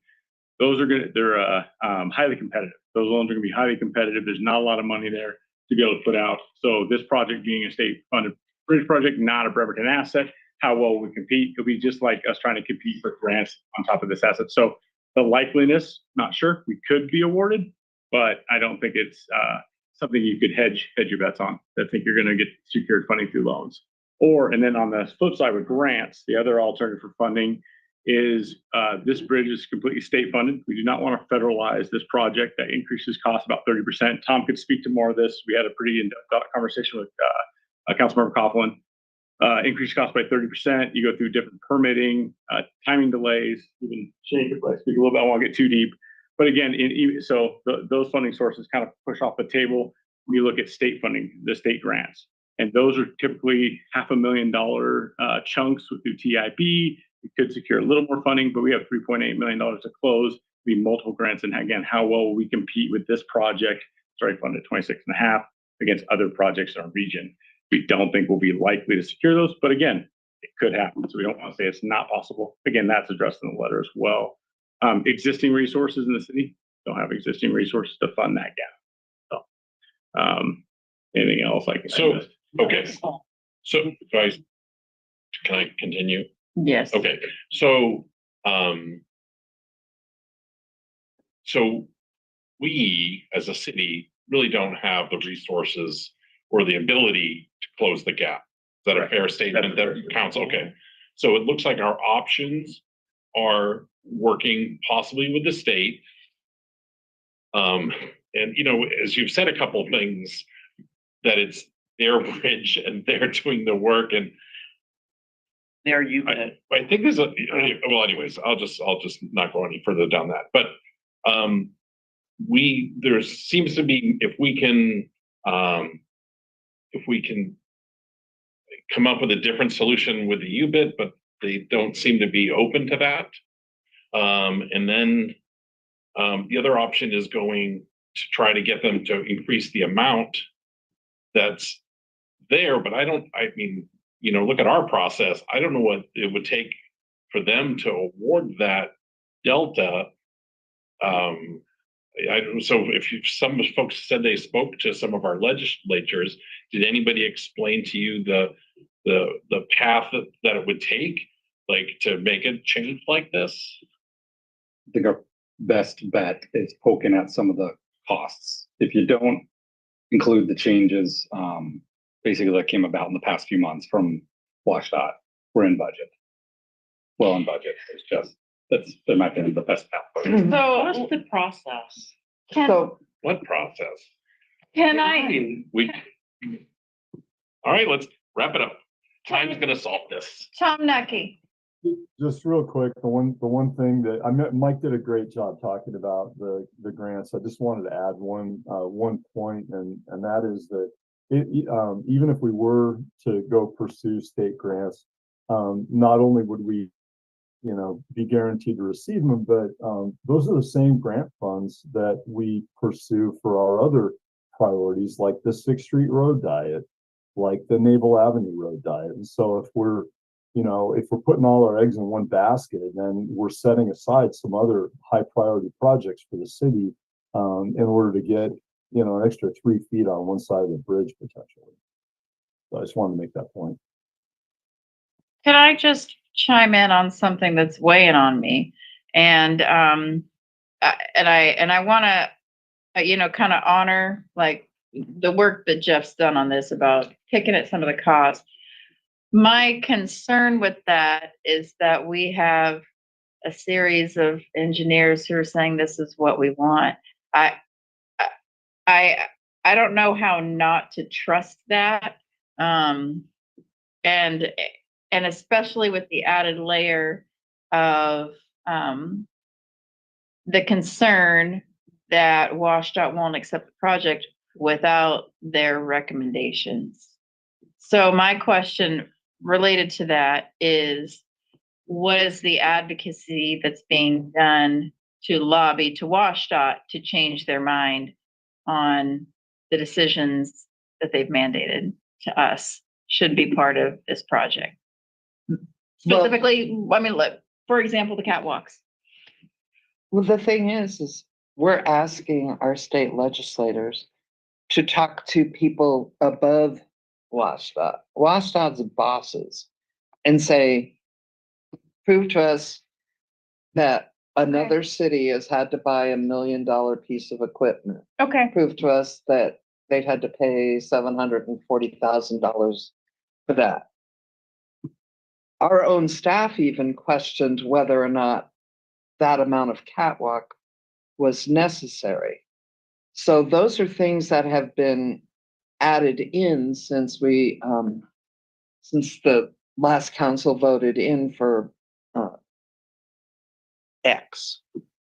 So those are by having the head of the Department of Transportation actually talk to WashDOT direct and say, why is this really needed? And that's our only out. I mean, we're not asking them, hey, can we have 3 million more? Because we understand that is a long process. It's trying to look at some of the. Trying to get an appeal from the people above WashDOT. Okay, Denise. Yes, and so when I say trust the process, it means let's allow our state representatives to do their job. And some of their job is during session, and sometimes it isn't. And sometimes it's shaking things up. And Senator Randall is a shaker. Mm-hmm. And so let's see what she can do. That's all I'm saying. Let's see what she can do and give her the time to do it. And I don't need to know what she's doing. I don't need to know the conversation she's having or who she's talking to. It's in her hands. It's her job. And she might come back empty. And let me ask really quickly, is there any other staff members that has anything else to add to our conversation? It's okay to say no, but if you want to, now is the time. Sure. And that is that we're really looking at two different conditions for funding. We're looking at an over budget in the design funding this year for alternative X to the tune of $800,000. And that doesn't assume commitment funds that could come to us, which would reduce that $800,000. But then also there's the construction overage as well. And that construction overage is $3 million. So there's two different conditions we're dealing with right here. That is something sure council is. Gotcha. The design funding will be at the end of this year, and all of it. And then the rest of it is construction. But just to clarify the design, we're already short no matter which design we choose. So that is something that we might need to make hard decisions collaboratively on what to cut, but that's already a given. We already know that.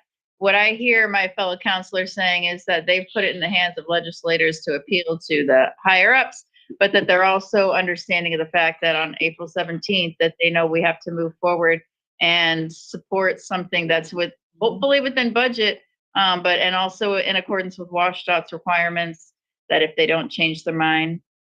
But So- I definitely agree So that let's pull our, it from Wednesday. well, What's the value? We have no new information. We're waiting, we're giving it a chance. Let's not get people all riled up. okay, I'm happy to take it off if y'all want to take it off for this Wednesday. Or, Or, and thank you for bringing up the April 17th deadline, because staff has told us that's a rock hard deadline. yeah, It's, We could publish the information that we have on April 3rd, because that wasn't, the mayor did announce it in his report, mhm. and just say, we're not taking public comment because we're waiting. Counselors, I'm gonna just defer to you on how you want to do this. Do you want to take public comment or do you not? Let me just kind of go around, thumbs up, thumbs down. Public comment, yes. No public comment, thumbs up, thumbs down. That's not a question. The question is whether to put it on as a separate agenda item for public comment. So, I mean, we're gonna get comment or public recognition if we don't put it on as agenda Yeah. item, so. Yeah, so let's have informed public comment.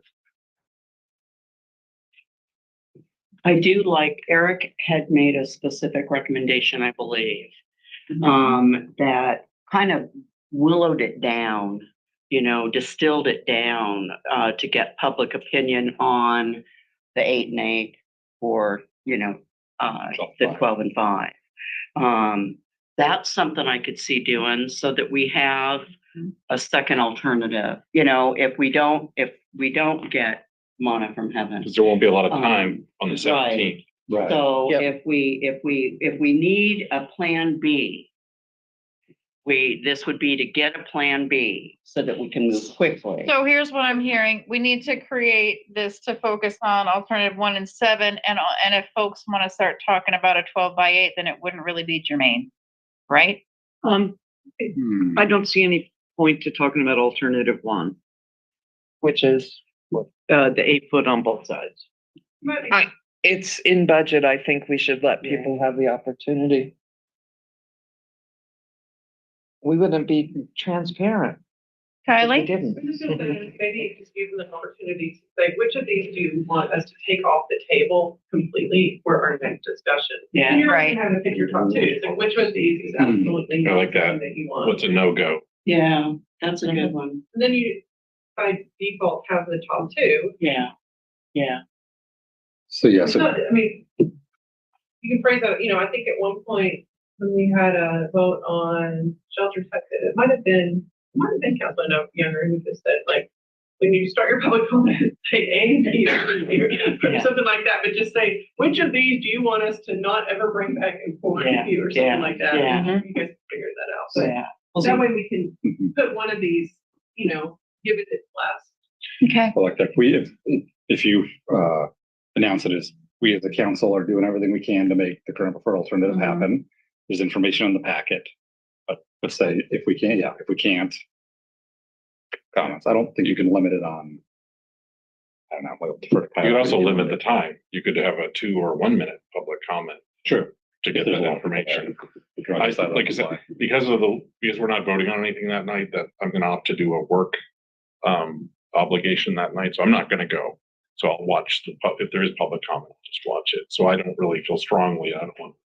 Yeah, I suggest that's something that someone brought up at AWC, which is their mayor or city manager would, when there was a huge crowd of people who all wanted to comment, he would say, how many of you are here for X? And he would say, and after there'd been a lot of repetition, this person would say, does anyone have anything new to say? Which I thought was, it's like, do you? I don't care for that. Okay. It's like, if we're gonna let people talk, you let everybody talk. It's not saying you're gonna cut them off, but just saying, do you have something, think about it. Do you have something new to say? Another way that this is kind of thing has been handled is you get 30 minutes for pro, 30 minutes for cons. So if I were to offer 15 minutes for speak on alternative 1, 15 minutes to speak on alternative 7, or do you want me just to phrase it? Okay.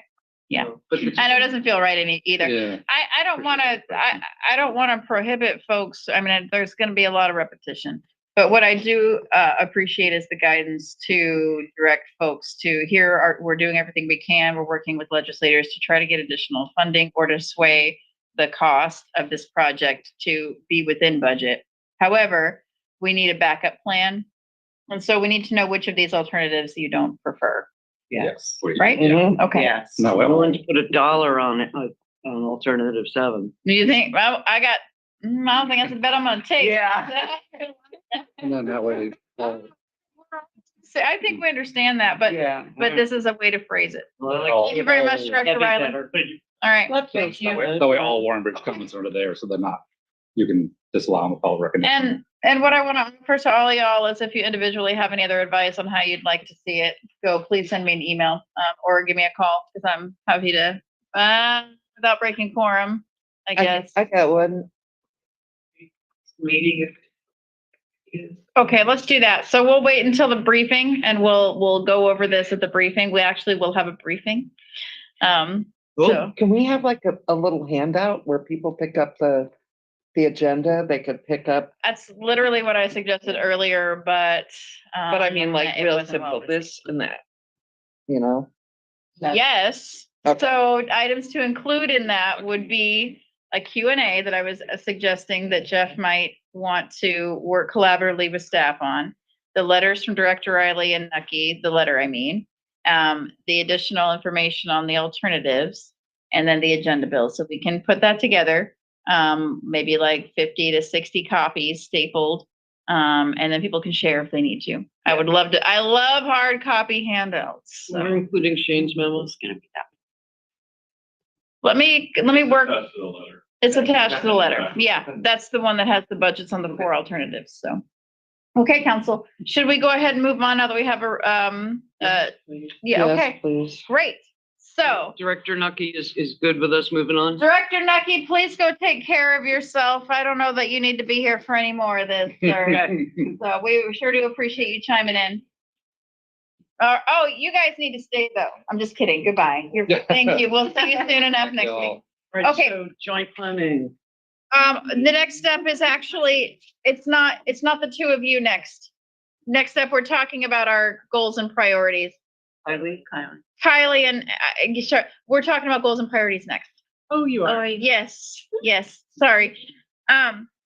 Okay, so Director Riley, I need to know, or one of y'all, can you help me? My voice is feeling very shrill and I apologize for that. Yes. So how do I share this document from my screen? Because the one that's in the packet is not properly formatted.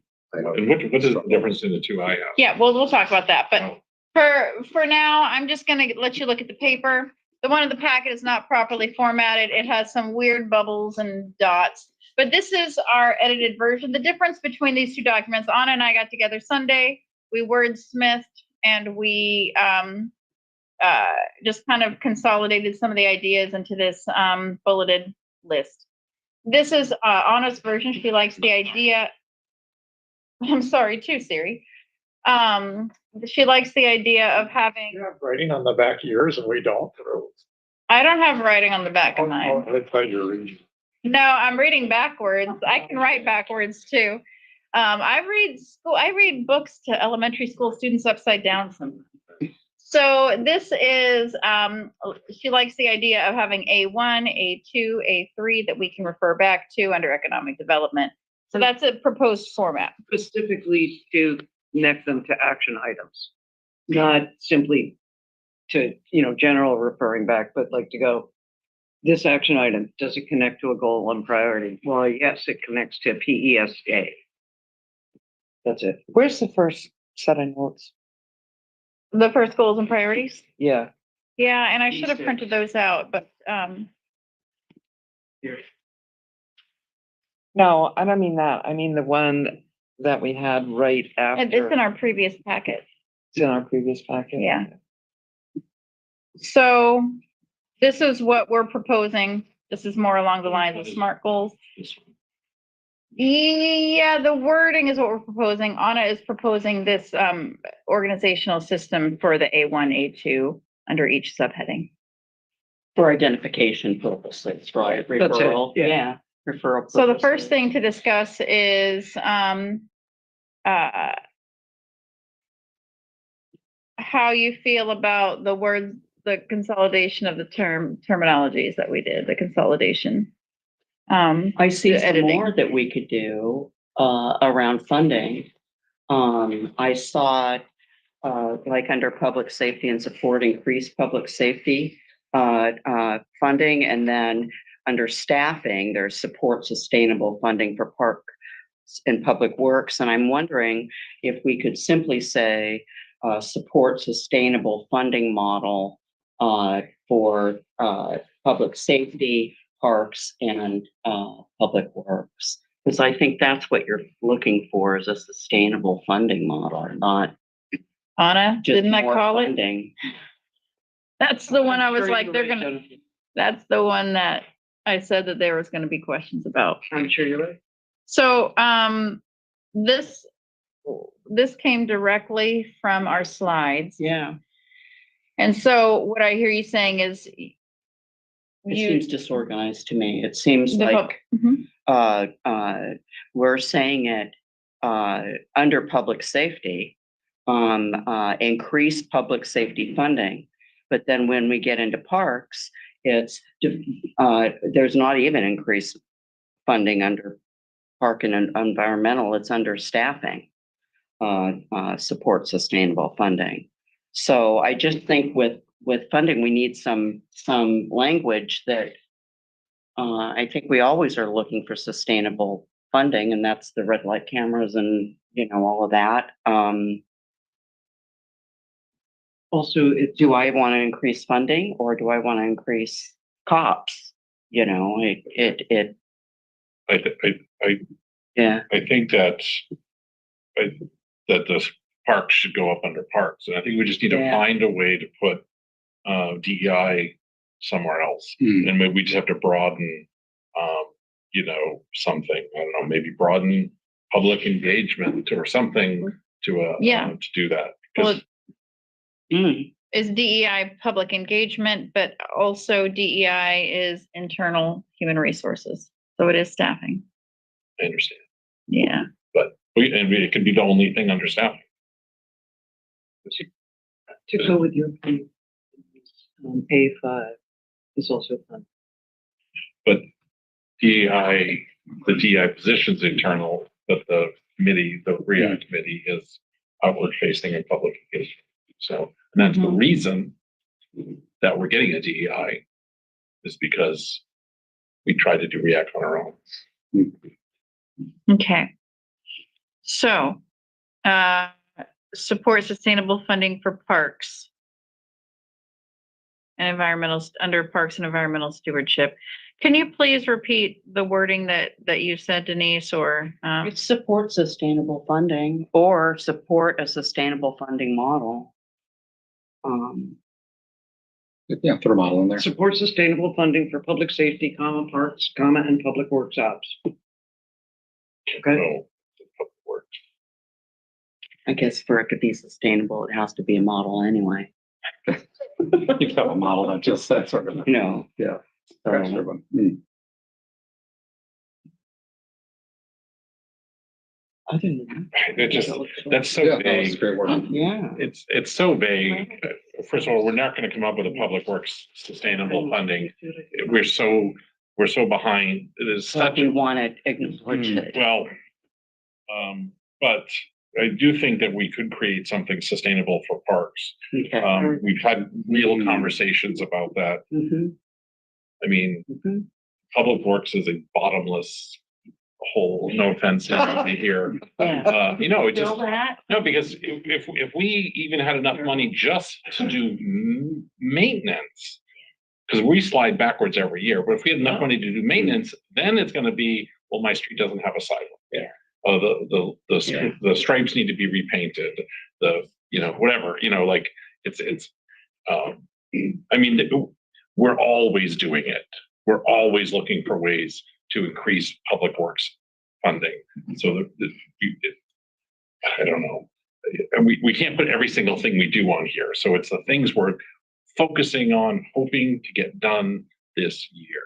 I think you're right. True, The public, 2 years, but even then, you're right. Public safety, we have specific levy mechanisms and other things. We explore again. In your parks, we've had specific, the parks, I can't remember off the top of my head, but you're right. Where public works is more. Yeah. So let's go. So what I have is I have it crossed off under staffing.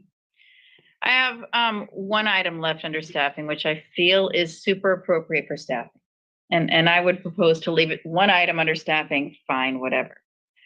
But I moved support sustainable funding for parks operations up to parks and environmental stewardship, and then elimination of the public works operations. I would Sustainable just, funding. instead of calling it staffing, maybe just calling it administration or administrative. administrative.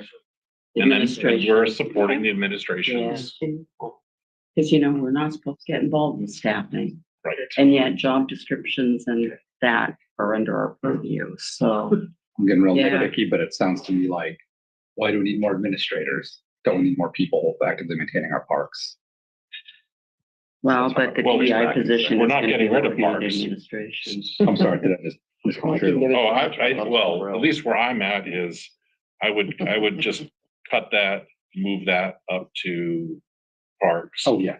And then just change that to something besides staffing, again, like, because it also makes Oh, it sound like our goal is to have increased staff. Sorry, I get it. So, Yeah. which it's not, it's about having. Okay, so Yes. move your staffing for the DEI up to public engagement and call that, instead of public engagement, call it community and employee engagement. Or just engagement. Communication. So I'm looking right off Yeah, your the DEI, job blah, blah, blah. Yeah, So I'm sorry, that's what you want. Provide purposeful community and employee engagement. That covers all these other criteria on here. So change I love public it. to community and and get employee. employee engagement. Or just community is good enough, because Well, the so employees are our community. it says. Can we pause? I want to hear, Eric, can you repeat what you want the title of this section to be instead of public engagement? Community and employee engagement. And that's all inclusive, including the public engagement sections you have there, along with employee engagement, which is the primary purpose, including community, of the DEI position. So Okay. it covers everything. I'm good with that. Community and employee engagement, move it from staffing, eliminate staffing. We're going to eliminate the public works operations and move support sustainable funding to parks operations up to parks and environmental stewardship. Yes. Okay, I'm sorry, I don't have it I don't have it live for you. I mean, And after we my take public document. Works out of that funding. I took public works language out Okay. because we can't really develop sustainable Yeah. funding because, yes, Not till they give us a break. yeah.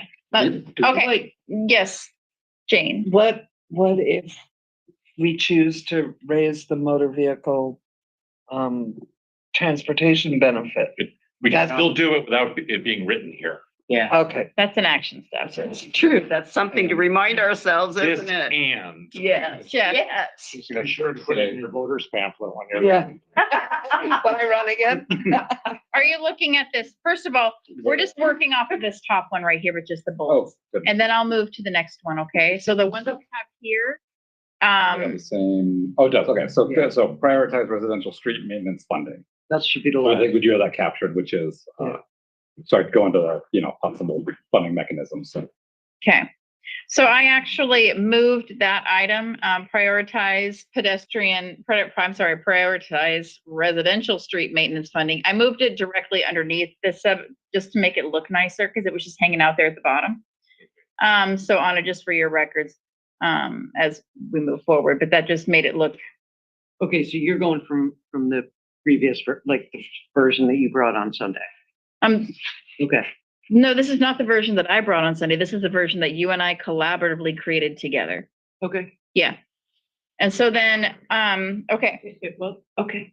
this is the one that you and I worked on together on Sunday. Yeah. The only thing I did is moved prioritize residential street maintenance funding up, and then I fixed the bullets and the spacing. Got it. Okay. So, okay, folks. One suggestion. Yes, ma'am. Right where we are, to establish ranking system, the first one. And then under those are the prioritizations. So prioritize residential street maintenance funding and then prioritize multimodal connectivity. It sounds like it's part of the same thing, prioritization, ranking. It's all the same thing. Not No. really, because we're establishing a ranking system is one thing, right? We didn't used to have. We've never had a ranking system. Right. But within there, we're not going to prioritize residential street maintenance. We're Prioritizing the funding. The funding. Technically, I think the prioritization system is for items on the tip. which don't Okay. include residential. Okay. I Yeah. see. Yeah. I see. Okay. Definitely includes Okay. multiple things. Yeah, they have to be on the tip. Okay. Okay. I gotcha.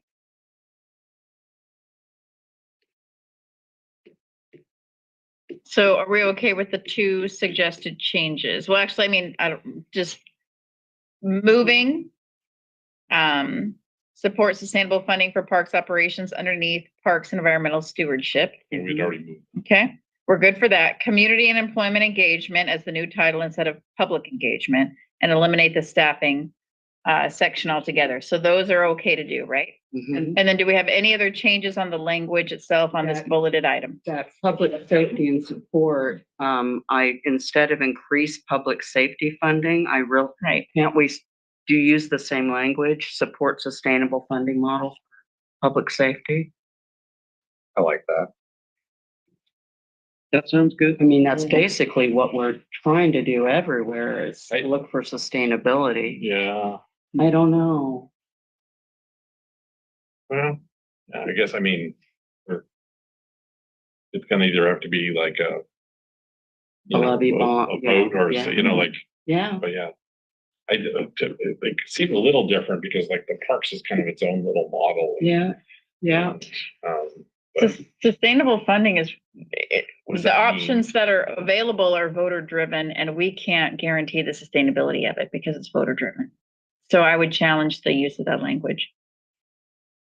Well, we can agree to support that. We can agree by resolutions, for instance, which is something we can get ahead of and, It's also something that we do as a matter of course for maintenance and operation, like pavement preservation, and sidewalks, and I'm missing one, the trip hazard, the sidewalk trip hazard, those have all been flat for years.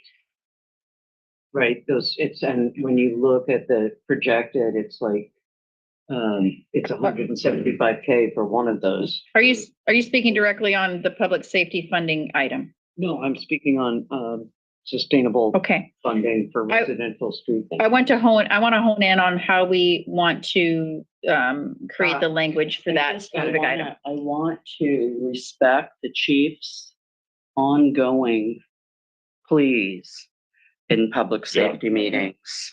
I'm happy with They how are- it's presented here. Yeah. Kind of okay with increase too. Okay. Okay. All right, so the next item that we need to decide is how do we want it formatted to look on the website? So these are the two formatting options. So we already know how we want the language to be presented. I have those additions here and modifications, but take a look at, and Anna likes this format with the A1s, A2s, and then there's the bulleted item, which I actually prefer myself, but. I have no strong preference, but I would go against Anna any chance I Oh.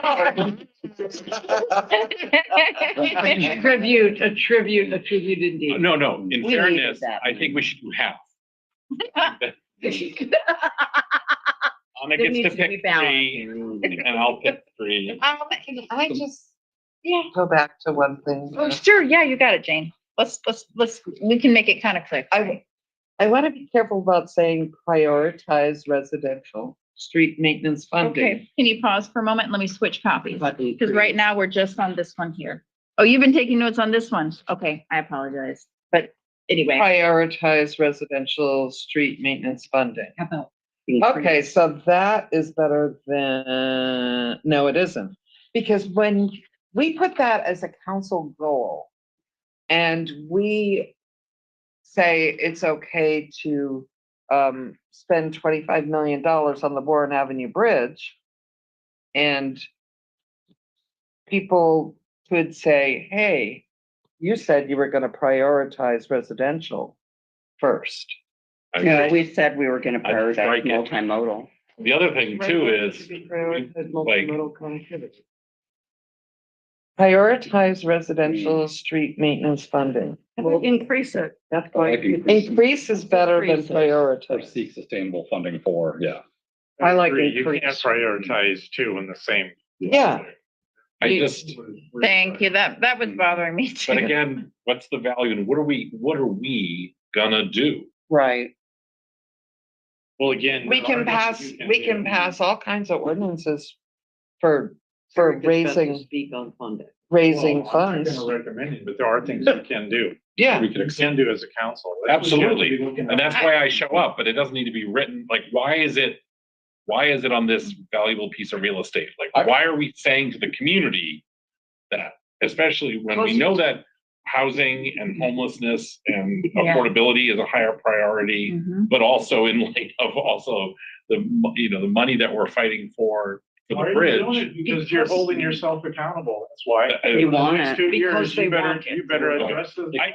I guess what I'm saying is I feel like we do this I got you, Jeff. all the time and we've been doing it all the time. We're always looking for this. I want to stop and let me defer to Jeff here. Explore options to increase residential street maintenance funding. Then it's a goal that we could offload to finance committee to look at the options that are available to us. I don't like explore. The people, every time I'm knocking on doors, this is like, this and homelessness are like the big concerns. Speeding, potholes, homelessness, not in that particular order. So it's a 2-year goal. First step would be explore. We do that internally and then we increase somehow. If you get the majority of the council. Identify Just identify increase. best options to increase residential. street I maintenance. like increase, but if you guys don't care for it, then it's gonna be changed. I like increase. I like increase. Okay. Increase residential street maintenance funding. Yeah. Jane, is that jiving with what you're feeling? Yes, I Okay. like that. I like Does it increase. say by how much? Okay, so we've got that last one. Increase residential street maintenance funding. Got it. Okay. Are we okay to move on to decide what format we'd like? And let's try to figure this out by 7:30. I mean, I feel like we can probably have a really deep discussion about bullets versus letters and numbers, but come on. Talked about fonts. Come on. We're not even gonna talk about fun. Any pastels on. And there's no colors. I couldn't remember which color blindness you were, Jeff. I Was it like red, the green? look of this one, but I like the, if this is gonna be a referral document, then it's more easily referred to with the numbers and letters. I had a thought that I That's why you wanted, suggested. I had a thought that I wanted to throw out there. Could we publish this version on the website? And then as we move forward, as we discuss action items, we can internally use a document that looks like this and then have this published with our action steps when we do it. What about transparency? You want me Wanna to be focus on on the it? same page. Make this a transparency? Like, we don't even use those I'll machines get the overhead. anymore. Yeah, we know what we're talking about. We're making it. So I what think do you? we can. What do you think about using this as the document that we publish online, but using this when we go to our action steps to refer to? I think we should pick one. Yeah. Yeah, why would Okay. we? Yeah. I am agnostic. Switzerland on this. I know nobody really has. So then the only thing I would maybe add I like the outline format, but should we start up above so we can just go under 1A4, you know what I mean? Like Yeah, I was looking for the numbers too. Oh, I see what you're give saying. a one Yeah. level hierarchy and then I'd be good, but I don't really have a strong preference anyways. Okay. I can use this document in any format, give it. I prefer on the new. Yeah. All right. Okay. The thing is, the reason I like this one, and I think that the font and the clarity of the other is much better, and it should be, made bigger. But we produced an extraordinary number of action items, not just at the joint session, but in the years before. So if we're gonna tackle them, it'd be handy to have something to refer to. Hold on. And then, do we feel that these are listed with some sort of priority? Alphabet.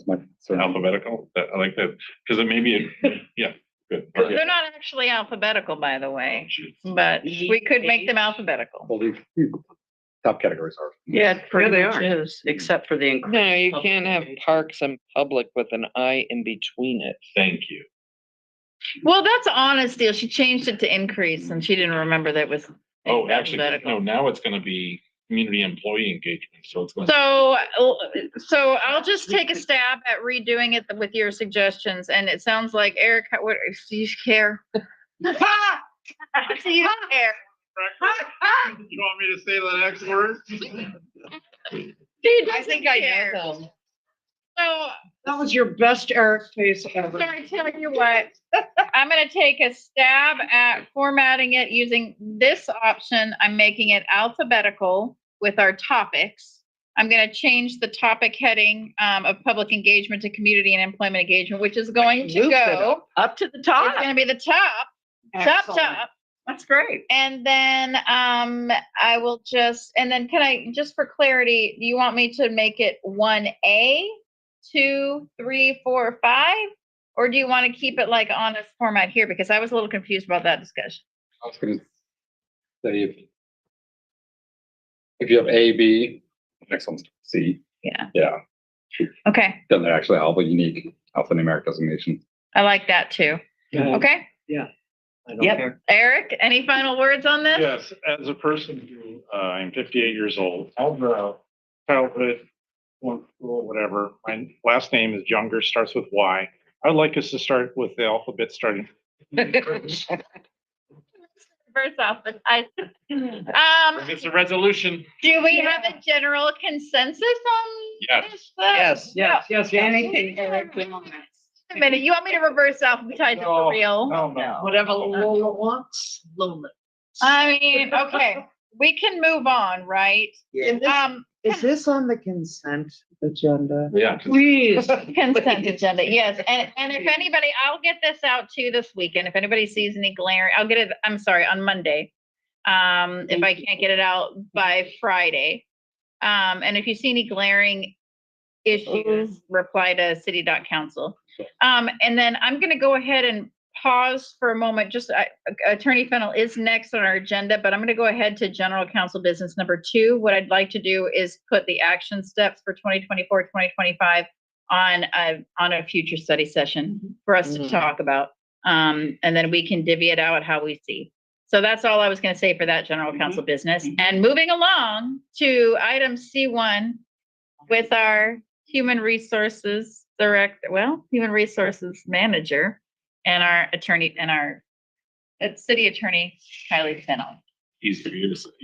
So you have a status update for the DEI program. They do. So we talked about this at the last study session and we said we were going to have it on again and kind of just provide an update on where we are.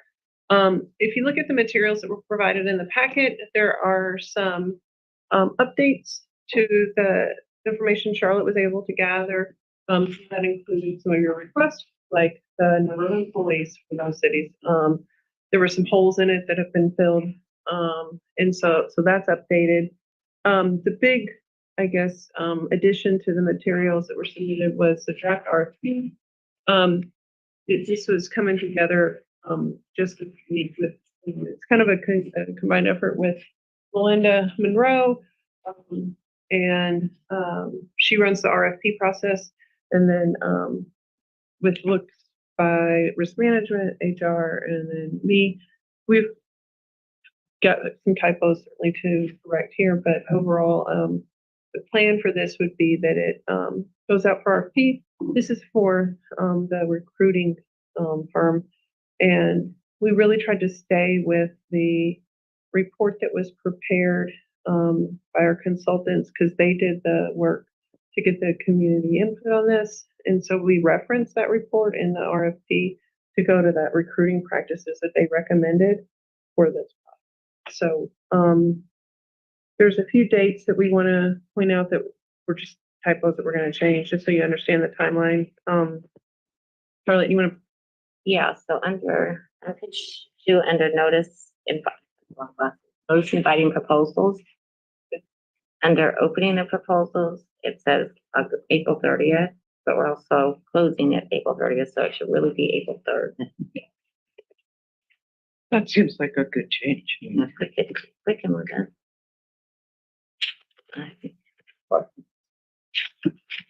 And then on page 6, it references putting the job description, that it'll be provided to them. We're going to take that out because we're not going to have a final job description by then, I don't think. How's somebody gonna apply if they don't? Yeah, it's not the job description. This is just for the RFP. Oh, So what we have in For the there is recruit. for the Because they're recruiter. developing the job. They're going to So look no, at it. we want them to look at it and then we want to get it finalized with council before we go out. But we wanted their, I guess, eyes on it too before we finalize it. So we don't want that to be part of it. Can I come to that? Can you turn out when you're talking to me again? I wasn't following you. So here it says April 30th.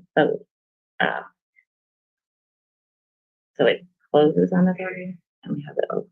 I think they mean opening the proposal, not the opening of the bids.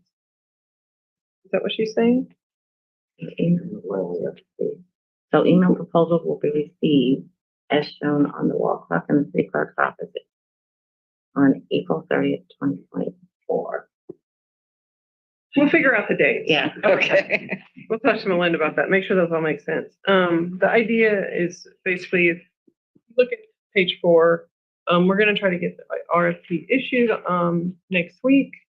And then there'll be a pre-proposal conference. Well, page 4 of the classification specification. No. The The RFP right here. Okay, draft. Which. I think it's, Page 97 of 125. I don't have that. yeah, you do. See, no, I don't. Here, you can look at mine. There we go. You got it? Yes, because I was on the previous diversity, equity, and inclusion program. Okay, so. Yeah, so the time frame I think is what is to just, we want time for the people to submit their proposals, time for us to award the contract, and then time for them to get started. And so that's the idea here. And are they going to give us expertise around level and title and salary? I think maybe title. I think it's really going to be up to the council to talk about the level. That's still going into, I think we should talk about like how we want to get to that decision and what other information that you need. We've tried to pull sort of what other cities are doing, and kind of what that process is going to look like. The recommendation from consultant was that it be at director level. But ultimately that's going to be a council decision. I don't know that they would necessarily have a lot of weigh in on that piece. But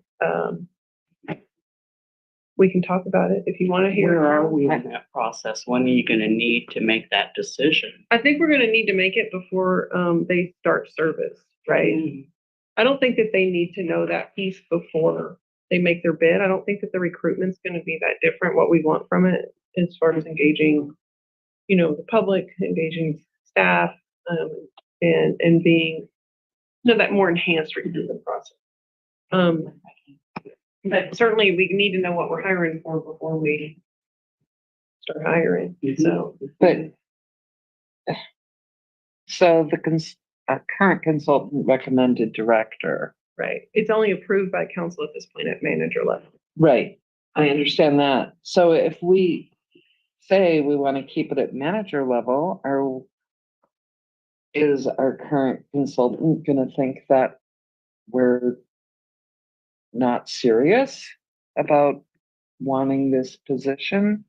I don't know what they're going to think. There can be one of the things we have to do is balance, needs of the community. And there were some other recommendations. I know that they also recommended that HRB restructured to have a director level head that and made it a separate department. If the council is going that direction, I mean, I guess what I'm saying is it's a point of input, and you certainly don't have to follow what the consultant said. And we don't really have their term of engagement with the city at this point, I think, has concluded. They are all available for us if we want to continue to consult on issues that we can, but what we hired them for, they completed the work. Yeah, we would be commissioning additional work for them. They just did their job. They gave the report. We don't, you know. I don't think I think maybe what you're asking is, I mean, like, let's think about the community, right? Because there was Right. community engagement involved. Mhm. So I hear what you're saying for that. Yeah, so I guess yes, I think it was more their recommendation was based on what they heard from the community, and so that would be opting for it. I don't know.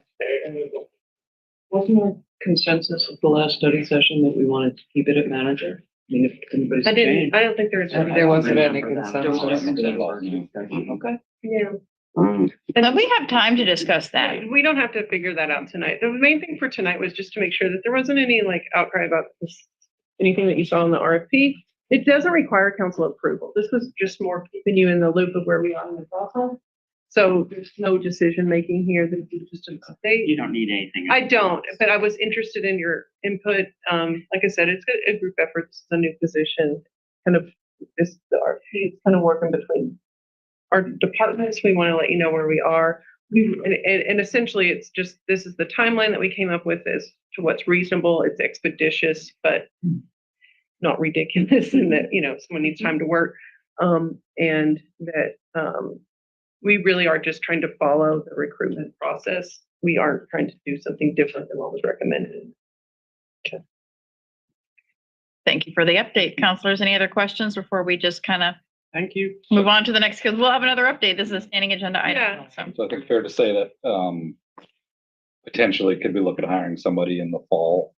You know, I know it's it sort of depends on their, I think that's probably Charlotte. I'll defer to Charlotte. She has a 30 Probably years it's gonna experience. depend on the availability of everybody. This timeline, that's a big vacation time. So it might go mid-fall. Could be winter. Okay, yeah, it's fine. Set expectations. So I talk to anyone. Okay. Yeah. Just a reminder, so once this goes forward, we will have a mid-year budget adjustment to add budget for the recruiter, depending on what the price is not budgeted. So Right. just a reminder, we see it. Right. That was for the last year, or last study session. We got the thumbs up to do this. I see Judge Flood has her hand raised. I apologize. Thank you, Judge Flood. You go right ahead. Madam President, I wasn't sure if this would be the time to ask a question, if I was able. Oh, you want to ask questions of the staff about the DEI? Sure. Go right ahead. Is that okay with everybody? Yeah. Yeah. Yes, ma'am. Go right ahead. Thank you. So I'm just following up. I've had a chance to review the report, but I believe that there was discussions at the, that took place in regards to any actions that would take place from the recommendations. Has there been a decision on what actions the city council and the city is going to take with the recommendations that were put forth?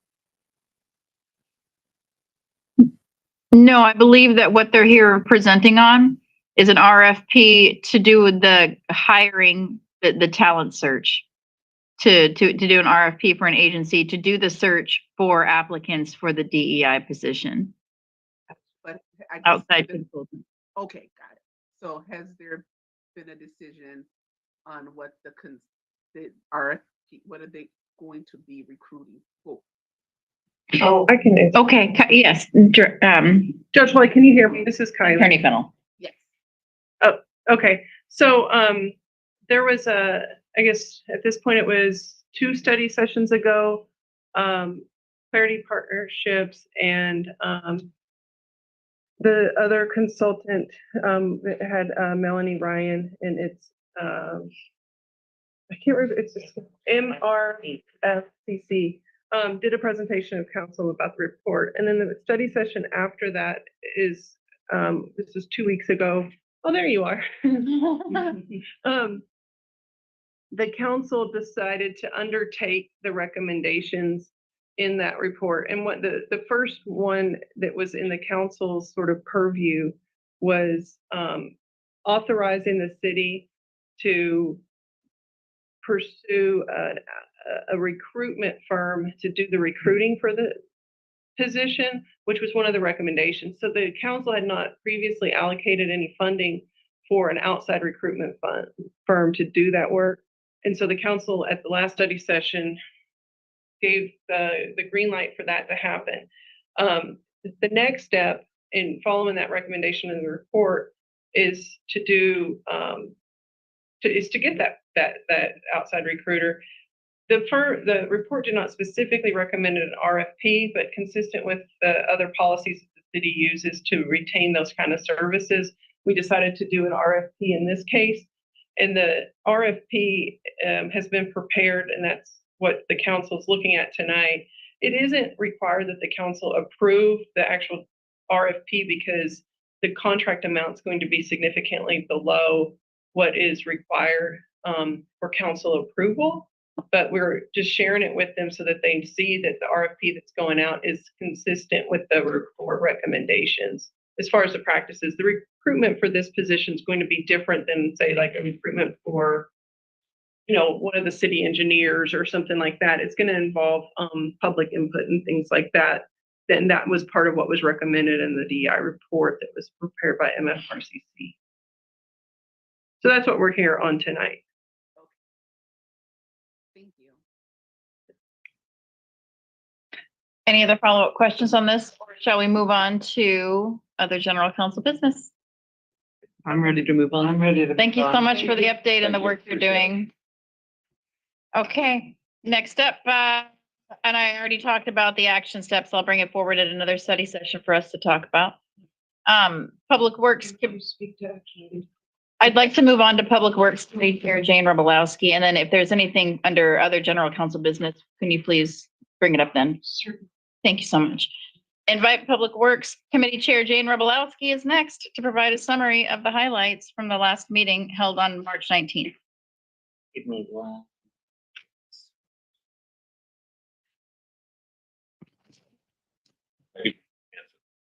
10 seconds. I can do audit in 15. Oh my gosh, you guys, okay. You go. Name that tune.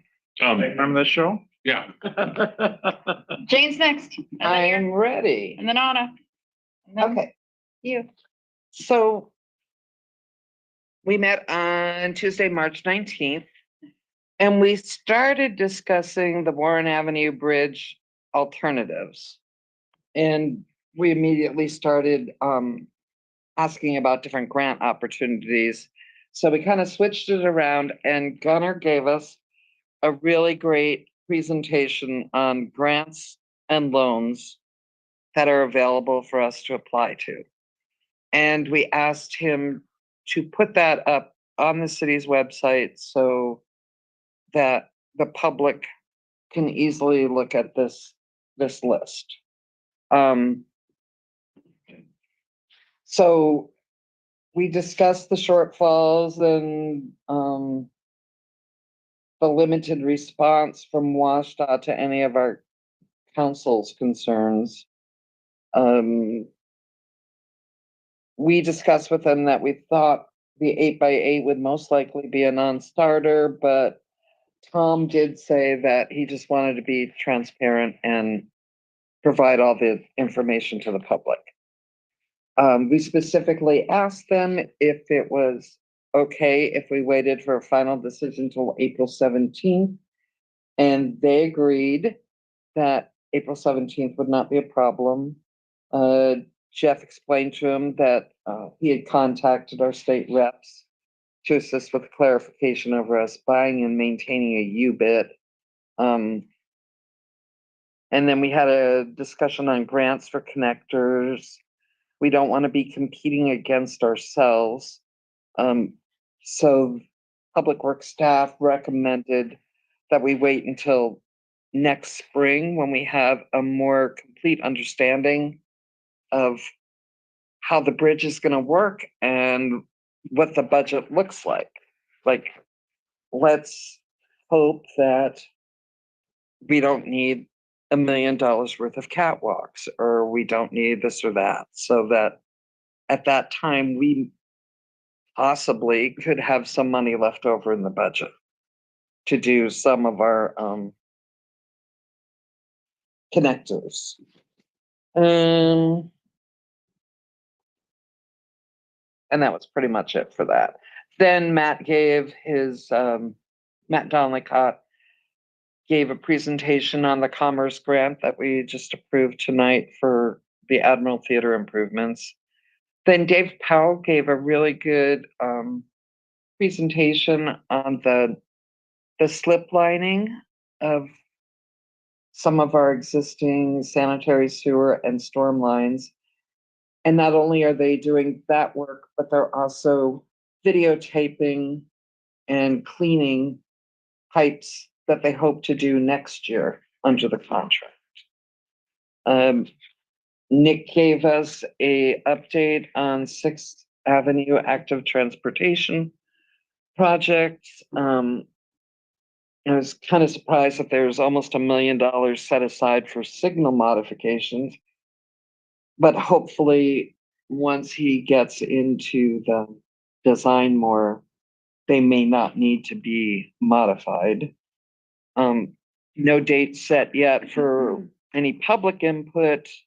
Nick considers the school district and Kitsap Transit as stakeholders, so they are meeting up with them. We also had some follow-up emails from staff to tell us that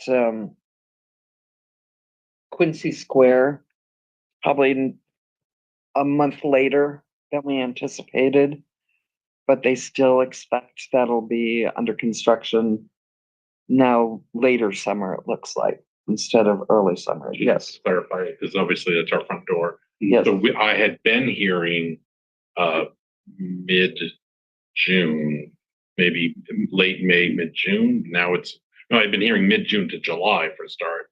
Now it's probably a July to possibly, okay. Yeah. Are they gonna send anything out to stakeholders?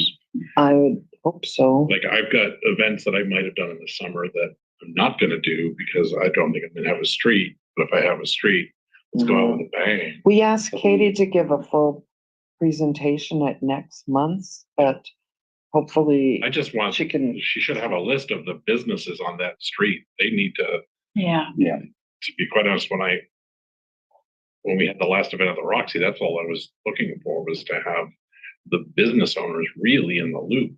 I mean, a day delay can help us. One better day of business or visitors or whatever. So that's all. So I can reach out to Katie myself. So. Okay. And one really great thing is they went over all the different grants and took input from Denise, Jeff, and I on which grants they should move forward with applying for, which I don't think council's ever had that opportunity before at grant application. So that was really good for the public. And I appreciated it. Are there any other major items that you think I missed? So can I add, I think fantastic, specifically for 6th Street, no right-of-way acquisition is being considered. So it's just the paint and traffic signals. I wrote that down. I don't know if it's just paint. That's more of Or sorry, just to say no expanding of the roadway using the existing roadway plus traffic signals. No road widening? No road widening. There's no right-of-way acquisition. That doesn't mean they can't. Oftentimes we have right of way behind the sidewalk.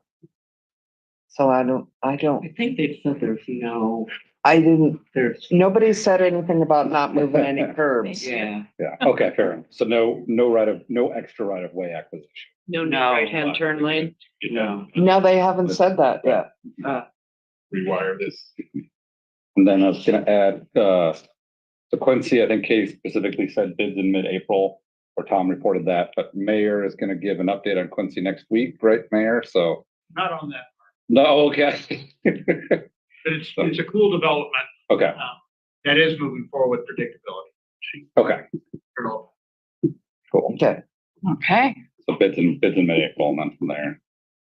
And, oh gosh, you had something, oh, for the grants, I think maybe specifically worth mentioning that, that the recommendation was, working with staff for KRCC to just stick with the 11th Street grant Yes. and take out 6th Street, because there's 2 other grants in 6th Street that could deliver Yes. the funding far Yes. sooner. Yes. So the KRCC, we wouldn't see Yeah. funding until 2027, so the 2027, 2028 biennium. And there's 2 that could get funding, construction funding in 2026. And that was, I'll find the names, but they were both the right dollar amounts and everything, so. Where are they with the design on the road diet for 6th Street? We don't know. Okay. We set aside that money in November. No, they are working on it. They're working on it, but I don't know what stage they're at. I mean, they're not ready to show it to anybody in the public yet. Fair enough. No, but Nikitai is working on public outreach, and that's what he walked us through a bit with the initial potential cost estimates and what they're exploring to get that design. Yeah. Thank you. Yeah. Yeah, it was a good meeting. Yeah. Super. I mean, And they're kudos still to that. so appreciative of us starting earlier. I think that's Yeah, gonna works. carry, that goodwill is gonna carry. Yeah. for- Very productive and very excellent. Okay. Thank you very much. That was very comprehensive. I appreciate that. Audit Committee, Anna Mockler, from highlights from your meeting on March 25th. Okay. The work on the landlord license compliance is ongoing. The auditor Sims was diverted with an ethics complaint that she is required by charter to investigate. She investigated, she found there was no basis for same, and now she's back on the landlord license compliance. That's Radical. Thank you very much. Michael Goodnow, Finance. Finance had one item, and it was the one we discussed tonight about LED conversions from DSC. That is all we talked about. Thank you. Beautiful. And that meeting was on March That's 26th. nice. And anybody assigned to regional and other committee boards, please provide a summary of the highlights from your meetings. That's like me. You're in. KRCC Transpol, fairly quick meeting, but they were discussing that upcoming call for proposals and the criteria, and they're tweaking the language a bit to really call out climate change as a kind of specific goal in there. So they wanted to address that. Otherwise, it was just making sure everyone's on board. The process is pretty similar. So, I mean, with that one, my takeaway is if the only grant we submit is 11th and it's not horrible, we're very likely to get it unless something goes behind the scenes. So. Can I ask a brief question? Oh, when you have a second, sorry. Go No, I ahead. was gonna say, we can submit up to 4 proposals. But. the But you're fighting typical amount against we've yourself. got is on the 1 to 2 million level. So, yeah. And this is design of 11. Mhm. So It there's- isn't construction. Right. I realize we're saying they did, right. They did walk through the history of the past kind of 15 years of the different jurisdictions. So they separated out the county with and without Silverdale, as well as the 4 incorporated cities, and basically their, population and the amount of grant funding they've gotten over 15 years and break it down per capita. And I'd say Bremerton, we got like a couple percent higher than per capita for funding, so we're okay. Although really stuck out as the largest amount of money per capita going to them. The county without Silverdale was the lowest, so. Well, I like it was that. interesting. It was That just to look sounds really historically, 'cause interesting. It's from what I understand, it's a very collaborative process to try and get funding, but So- maybe not. Maybe sometimes. But of course, that said, Okay. clearly one city's done the best. And right, Capita, if there's an capita. outlier. All right, any other regional and other committee boards and, I'm sorry, Let me say that correctly. Anybody else want to report on a regional or other committee or board? Denise? I just want to remind everyone that tomorrow, from 3:30 to 5, the special meeting of the Lodging Tax Committee is going to be held. We'll be basing it here. This is a kickoff to the analysis that Lori Main of Westbrook and Maine is going to be conducting. So there are stakeholders that have been invited, key leaders in the community, so forth and so on. Everybody's invited to attend, but only stakeholders that have been identified will be participating in the meeting, 3:30 to 5. I really encourage council to attend. I know that Kylie said that that was fine. You can attend, you may not participate. But I think that it would be good for you to get a more thorough understanding of what the process is going to be, right, from Lori Main. And also, I'm sure she'd welcome follow-up questions or comments. Right? Is it gonna be recorded? It's going to be Right, recorded. so it's something else that if you wanted to see. Okay, Yeah. I'll have to do it that way. Okay. I have plans. Okay. Question, sorry. Is there any chance that LTAC could complete its work in time for us, for council review to be meaningful? Because if, and I'm For this year? Yeah. It's going to depend on interview schedules and that type of thing. Lori was very impressed with the audit, with the 2019 audit and all the information that it had. Some of that obviously is going to have to be updated because that was pre-pandemic. But there's a lot of work, as we said, that's already been done. It's just analyzing all of that data and updating it and kind of making some recommendations. Well, for the rest of it, I just wanted to thank you for taking on this really tough task. Shouldn't be so tough, but yeah, it has been. Yeah. If you would. Thank you. Yeah. Okay. Gonna open it up for general council business. Anna, go right ahead. I'd like to discuss action items. I think that first one I'd like to start with is you all know I used to work at Parks, and I've been talking to people I knew from back then, and they're very concerned that the $16.87 Parks is paying for seasonal laborers is not going to, they, in their opinion, it failed to attract people last year at least.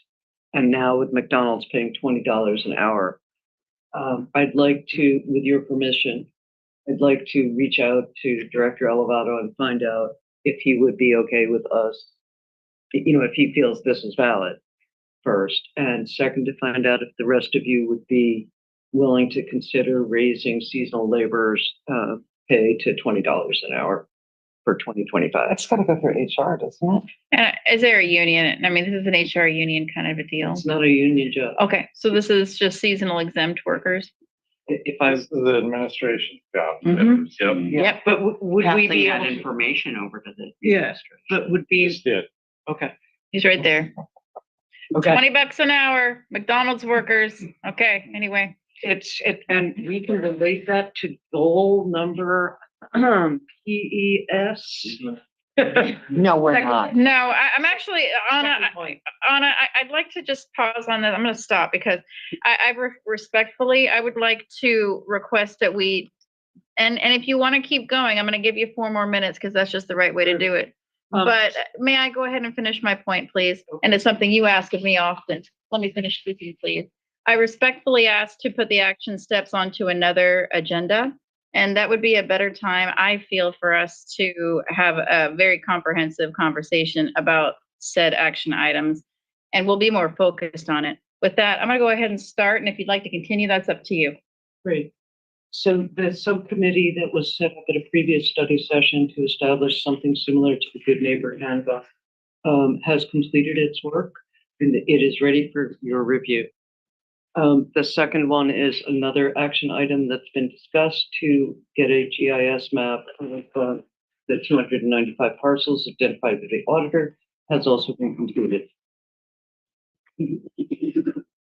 Yeah, could have, so kudos to Anna wrote up, basically the FAQs for the Good Neighbor handbook. Went through some of them, but it was all almost well done. Yeah. Good job. Okay. Good place to start. All right. Start at the very beginning. Any other general council business? Jane? We've been requested a public comment, and I've gotten lots of emails to consider a resolution to support an immediate ceasefire in Gaza. I'm just taking temperatures. I told them I would bring it up to everybody at council, and I've been in favor of it since October, but the consensus of council is it didn't happen on council turf. Well, if that's changed, let me We know. could speak out on a whole host of issues and we don't because it's not our lane. It's not our role. I don't disagree, Yeah. but we do other things that really aren't our lane either. But I said I would bring it up, so I brought it up. Okay.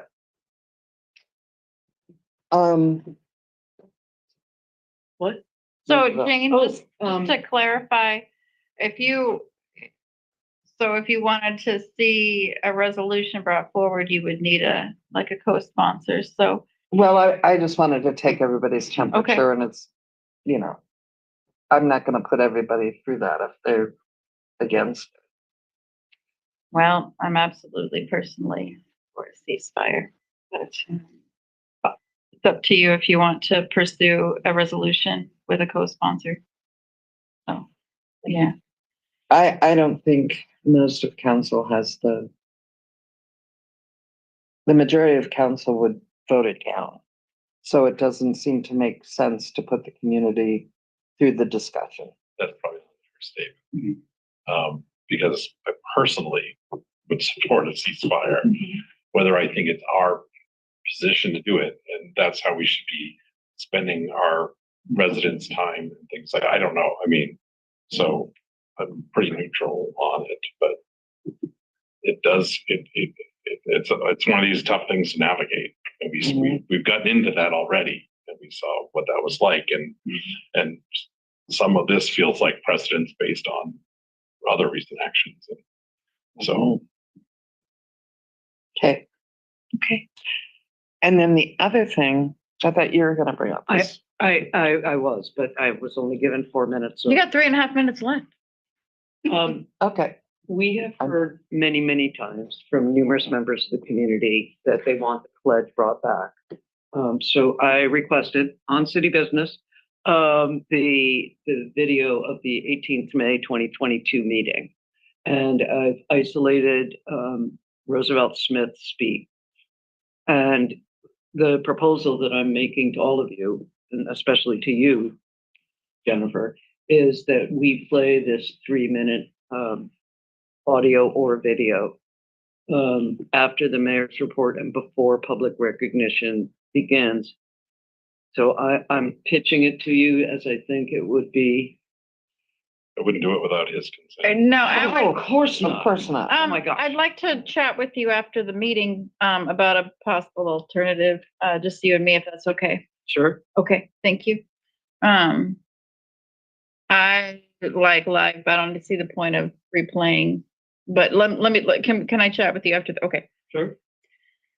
All right, is there any other council business? Yes. Any short one was, not an official request, but DBA at the last meeting was wondering if it's ever been discussed or possible to look at validating parking at the Washington Garage as a way to increase usage and a win-win for businesses and the amount of people there's parking there. We could do a test project during the Quincy Square construction. That's kind of one thought, yeah. As pedestrian access will be preserved, then. So we're gonna lose 12 parking spots? Something like that, yeah. But how much money does the parking garage generate for us? And where would that money How go? much money do the businesses generate for the city? I don't know. A lot of questions. Finance committee. Right. And marketing. Sales tax. Finance, parking, and investment. Oh, yeah, it's Yeah. a trifecta. Yeah, the idea they brought forward is, yeah, especially with Quincy coming up. Hmm. I don't know if it's impossible by our contracts and all that, but So I can go back to the budge real quick. And I kind of wish I had this thought way back. But we wouldn't let a citizen stand up, come up to public recognition and sort of encourage the audience to speak and participate in something that they're inviting them to. We just wouldn't do it, right? I mean, I don't know if there's any, and now we're so far down this path of, I'm personally okay with just letting her say it every time and people can stand up if they want. I mean, that's the whole point of public record. If she wants to, she can come. That's her deal. But I don't think she, We're not gonna change people's minds. Our job isn't to change people's minds in that way. But we are there to provide a space for people to come to us with their opinions. This is something she's passionate about, and if that's what she wants to do at public recognition, whatever. I'm okay with it. I'm not trying to change her mind. Yeah. Although I did speak to her and I said, I think if you listen to this, that you might not change, but you might see why council did. And she agreed that she would be willing to listen to it. My concern is the people who are there for all kinds of other things. Sure. And who are going away with the impression that we have decided that this 90-second ritual is, totally jamming our gears. It's okay because some people, there's a lot of people that understand the intent and people can, again, give us more public comment on what they think. That's our job. Like, I'm okay with letting her do her thing. Oh, yeah. And so we cut off a robot voice at public recognition. And I don't think having a recording is, can we please, I would love to talk with you about this after the meeting. Yes, And is that okay, Michael, if I can move? Yeah, cool. Okay. I just want to. wait in my car. He's all right. I hear you, brother. Okay. Is there any other council business from y'all? Okay. thank you. So yes, thank you. So tonight I have a little bit of general council business, which is just to say thank you. I know I'm not always very good at stepping back as a counselor. I wasn't. I always, have a bigger voice in here. We're trying to do things differently. But I wanted to give us some more time tonight, and it was a lot to process. And I appreciate your conversation and your input. Please feel free to let me know if there's any feedback that you have. And with that, I'd like to announce that the next council meeting will be on Wednesday, April 3rd, beginning at 5:30 in the first floor meeting chambers with a remote option available by Zoom. The public is welcome to attend in person or remotely, and any special accommodations may be requested by calling the city clerk at 360-473-5323 at least 24 hours prior to the meeting. Meeting is adjourned.